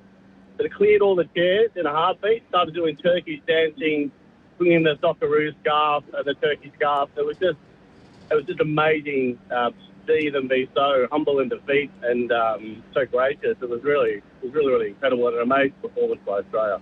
Can I just ask, sorry, JK, are you spending the night alone now then, if that's the situation with the girlfriend, or? Yeah, we have gone our separate ways, but that was pre-planned. Okay, fair enough. It was just an incredible performance from Australia. It was really obvious to me. I'm an Aussie rules guy. I don't know soccer from my left hand from my right, but it was really obvious how fast we were at shutting down time. Whenever they had the ball, we were on them, and we were, the defence was pushing us one, and as soon as we got a chance to run and use our legs, speed up the flanks, we caused problems, and it was really obvious that we used our height and our speed and structure and discipline, and I just shocked that they didn't start swinging the ball around from one side to the other, but they just didn't. They just kept doing the same thing, and Australia were like, okay, we'll take it. But I don't know, that was just my ignorant analysis of the game, but what do you guys think? Adam? Can't disagree. It was obvious, yeah. That Tony Popovic likes these frontline players to stretch. But a number of times, though, when we just got the ball and didn't do anything with possession, just wanted to boot it, Popper was actually going off his brain underneath. You couldn't see it on the TV screens. He wanted to try and control the ball when we got the ball back, and we started to do it a bit more, and I'm pretty sure that was around the time that Connor Metcalf scored. So, it got a bit panicky at times, and I think that's a message he'll definitely drum into his side, that there's no real need to get panicky, especially when the game's getting a bit ragged. Steve, thank you for your call. A pleasure having you on and sharing your thoughts. 1300 736 736 to give us a call, or on the text 0433 98 11 16 after Australia defeated Turkey 2-0 in this Group D opening clash for the Socceroos. A couple of text messages, two different text messages with the same sentiment. Chris says best on ground was Beach, the goalkeeper, and then another text from Anonymous says, let's give credit to our keeper, Patrick Beach. He did have the did you see that moment of the game, which we didn't know at the time when he got a fingertip to that thunderbolt strike from long range, all thanks to Didi. SEN says yes to going out after the game with Didi. Cheap trips so you can do more. Didi, broadcast sponsor of SEN's coverage of the FIFA World Cup 2026 official radio broadcaster. Great fingertip save from Patrick Beach. What do you think was the reasoning behind picking Patrick Beach over the captain, Matt Ryan? I haven't heard Tony Popovic explain himself, and he's probably doing that in the bowels right now to the press, so we'll find out in due course. But after that, I don't think he really needs to give a detailed reason. He just goes, well, this is what Patrick Beach has come up with in the game, and that's why I went with him. He doesn't need to go into the ins and outs. It's a massive call. It's a massive call, and I felt for Matt Ryan, really felt for him. He had his child here as well, probably expected to walk out as the captain tonight. He did look a little shell-shocked, but credit to the guy, and the same guy that we saw when his number went up for the Andrew Redmayne substitution against Peru in the playoff to get into the 2022 World Cup. At halftime, he ran up to Pat Beach and pat him on the back. It wasn't long after that save that he got onto the post. So, ultimate team man. Jackson Irvine as well, who was left out of the side somewhat controversially. He was the ultimate team man as well. So really good signs in terms of unity for the Socceroos. We have one more quick break to clear. Adam, stick around. We'll wrap up with a couple of more minutes on the other side of this. This is the Global Game post-match wrap, thanks to Allianz Australia, official insurance partner of Football Australia and broadcast sponsor of SEN's coverage of the FIFA World Cup 2026 official radio broadcaster, after the Socceroos in Vancouver defeated Turkey 2-0. Keno Go's $40 million jackpot. Download the app. Sportsbet, the easiest way to bet on the cup. Imagine what you could be buying instead. Broadcast sponsors of SEN's coverage of the FIFA World Cup 2026. Official radio broadcaster. When you're stuck in a long queue or sitting for a new hairdo, add some thrill to your wait with our $40 million jackpot every 3 minutes. Keno Go. Download now. 18 plus only. T's and C's apply. Gamble responsibly. Say yes to proudly showing up for your country and then losing your dignity on the dance floor. It's the Australian way. Say yes to going out after the game. Say yes, I DD. At Choices Flooring, we know choosing the right floor or window furnishings can feel overwhelming. That's why for over 60 years, we've been more than just a retailer. We're your partner in making the right choice. From stunning carpets and sleek timber to stylish blinds and shutters, our friendly team combine personalised service with state-of-the-art technology to bring your vision to life. And we're here for you every step of the way. Visit choicesflooring.com or head to your local showroom. Choices Flooring, helping you make the right choice. Dreaming of lower energy bills? Wake up to Crowd Electrical and Solar. The all-new Dyna Signy all-in-one battery and inverter solar system is here. It's sleek, safe, takes up bugger all space with the best monitoring app. Even better, Crowds can add the Dyna Signy to whatever compliant solar system you've already got, and they'll never stop caring about it. For 14 years, Krauss has offered annual servicing, ongoing maintenance, and their own techs perform every installation, not subbies. Visit krauselectrical.com. REC 22623. This end of financial year, expect more from Honda with great deals on selected 2025 Honda SUVs. Now's the time to upgrade your drive with confidence, style and smarter performance. With their premium engineering and exceptional value, the Honda SUVs are a standard that sits a cut above the rest. This is the end of financial year event, only from Honda. Only while stocks last. Terms and conditions apply. Visit your local Honda dealer or go to honda.com.au. Offer ends June 30. It's here, OMF's biggest ever end of financial year sale with huge savings store-wide and millions of dollars of stock that must be cleared. Get up to 60% off selected modern, family and signature mattresses and up to 50% off sofas and recliners. Plus incredible deals across our entire bedroom and furniture range. These EOFY deals won't last. Shop now while stocks last. Don't delay. End soon at OMF, the home of mattress, bedroom, bedding and furniture. Feeling like you deserve a tasty treat? Stop by your nearest Metro Petroleum and cool those taste buds with a Mr. Whippy ice cream cup. Try all the fun flavours for $3.50 each or 2 for $6. Limited time only deal. And, of course, to stay hydrated as you move through your day, pick up Metro Spring Water 600ml range, 2 for $2 or 4 for $3. Offers available June 1st to 30th at all participating Metro Petroleum locations. Metro Petroleum, more than just fuel. At CommBank, we'll help you get your business in shape, no doubt. Whether you need capital, cash flow or payment solutions, talk to one of our local specialists today. Search CommBank Business. Eligibility criteria, T's and C's apply. Robot Building Supplies is a family-run business and understands the value of being home with the family. Robots got it. That's why they have supplies to help you build a man cave, a kid's game room, a tool shed. Robots got it. Helping build family time and man caves since 1946. Robots got it. Robot Building Supplies. Notting Hill, Sunshine, Preston, Dramana, Pakenham, Coldstream and Darnham. We're robot, but we're human. robotbuildingsupplies.com.au. ROBOT. Robot Building Supplies. When you're stuck in a long queue or sitting for a new hairdo, add some thrill to your wait with our $40 million jackpot every 3 minutes. Keno Go. Download now. 18 plus only. T's and C's apply. Gamble responsibly. Keno Go's $40 million jackpot. Download the app. Sportsbet, the easiest way to bet on the cup. Imagine what you could be buying instead. Broadcast sponsors of SEN's coverage of the FIFA World Cup 2026. Official radio broadcaster. This is the Global Game. This is the Global Game post-match wrap thanks to Allianz Australia, official insurance partner of Football Australia, broadcast sponsor of SEN's coverage of the FIFA World Cup 2026, official radio broadcaster. The Socceroos a 2-0 win over Turkey, and up next, it's the United States in about a week from now. Adam Peacock with us from Vancouver. It's the preparation starts right away for this United States clash. Yeah, 7 minutes to midnight right here, and I think in about half an hour, 45 minutes, the Socceroos will all hop on a bus and go straight to the airport, charter flight back to their base in Oakland and bed down. They wanted to get back and just get to familiar surrounds, do the recovery there tomorrow. So no mucking around. It's going to be a long night, but one with smiles on their faces. And tomorrow I'll be on Sydney and Brisbane Arvos on SEN between 12 and 3. I'm not sure Origin's going to get much of a look in, unfortunately. There's going to be a fair amount of Socceroos chat on that particular show, JK. Adam, fantastic. It's been a pleasure doing this post-game with you. Hopefully we get to do it again after getting a point or 3 points against the United States in a couple of days from now. Oh, if that happens, I might not have a voice to do it, but I'll join you and I'll lap that up if there's 3 more points in that one. Thank you. Thank you, Adam. Adam Peacock on the post-game wrap with us live from BC Place in Vancouver. So the Socceroos next take on the United States on Saturday morning. It is a 5 a.m. kickoff. It's the only early one we've got. The one after that's at midday. So you got to get up early for the one game for the Socceroos. But a 2-0 win for Australia against Turkey with goals from Nestori Irankunda and Connor Metcalf, one in each half to get the Socceroos campaign underway. And with 3 points in the way that this FIFA World Cup works, with the third-place teams going through, this is a very good position the Socceroos are in to go to the knockout phase.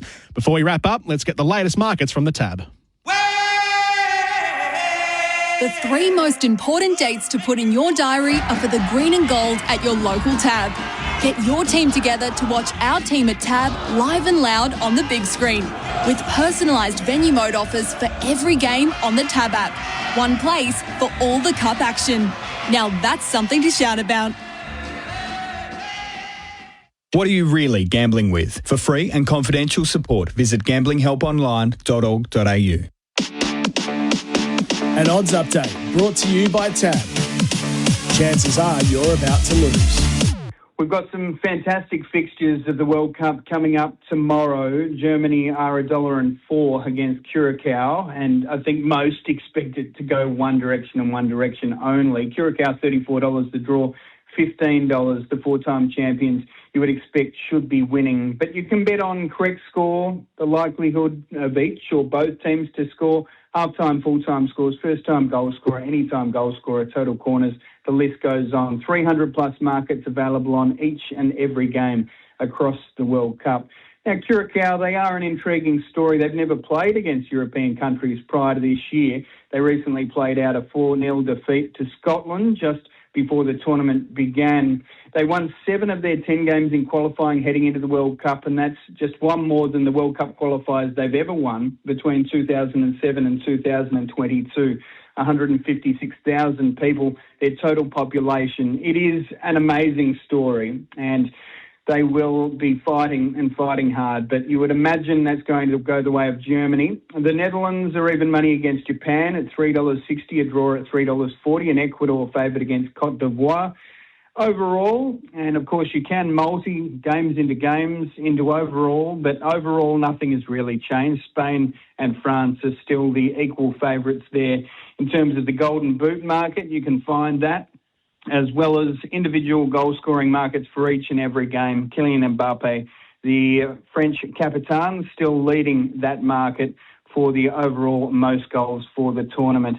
Portugal have created a little bit of interest. There's been some support there at $8.50, and what an amazing story that would be. Of course, a couple of veterans potentially in their last World Cup for Cristiano Ronaldo and Lionel Messi. We certainly think that's the case, but don't forget Brazil as well. They have won 5 of these, the last of which was back in 2002, though. So it's been, well, no one else would consider it a drought, but for Brazil, you could argue it has been. And they'll be looking to bounce back to claim their 6th World Cup success. England are the other one at single figures at around $9 and always quite popular with tab.com.au.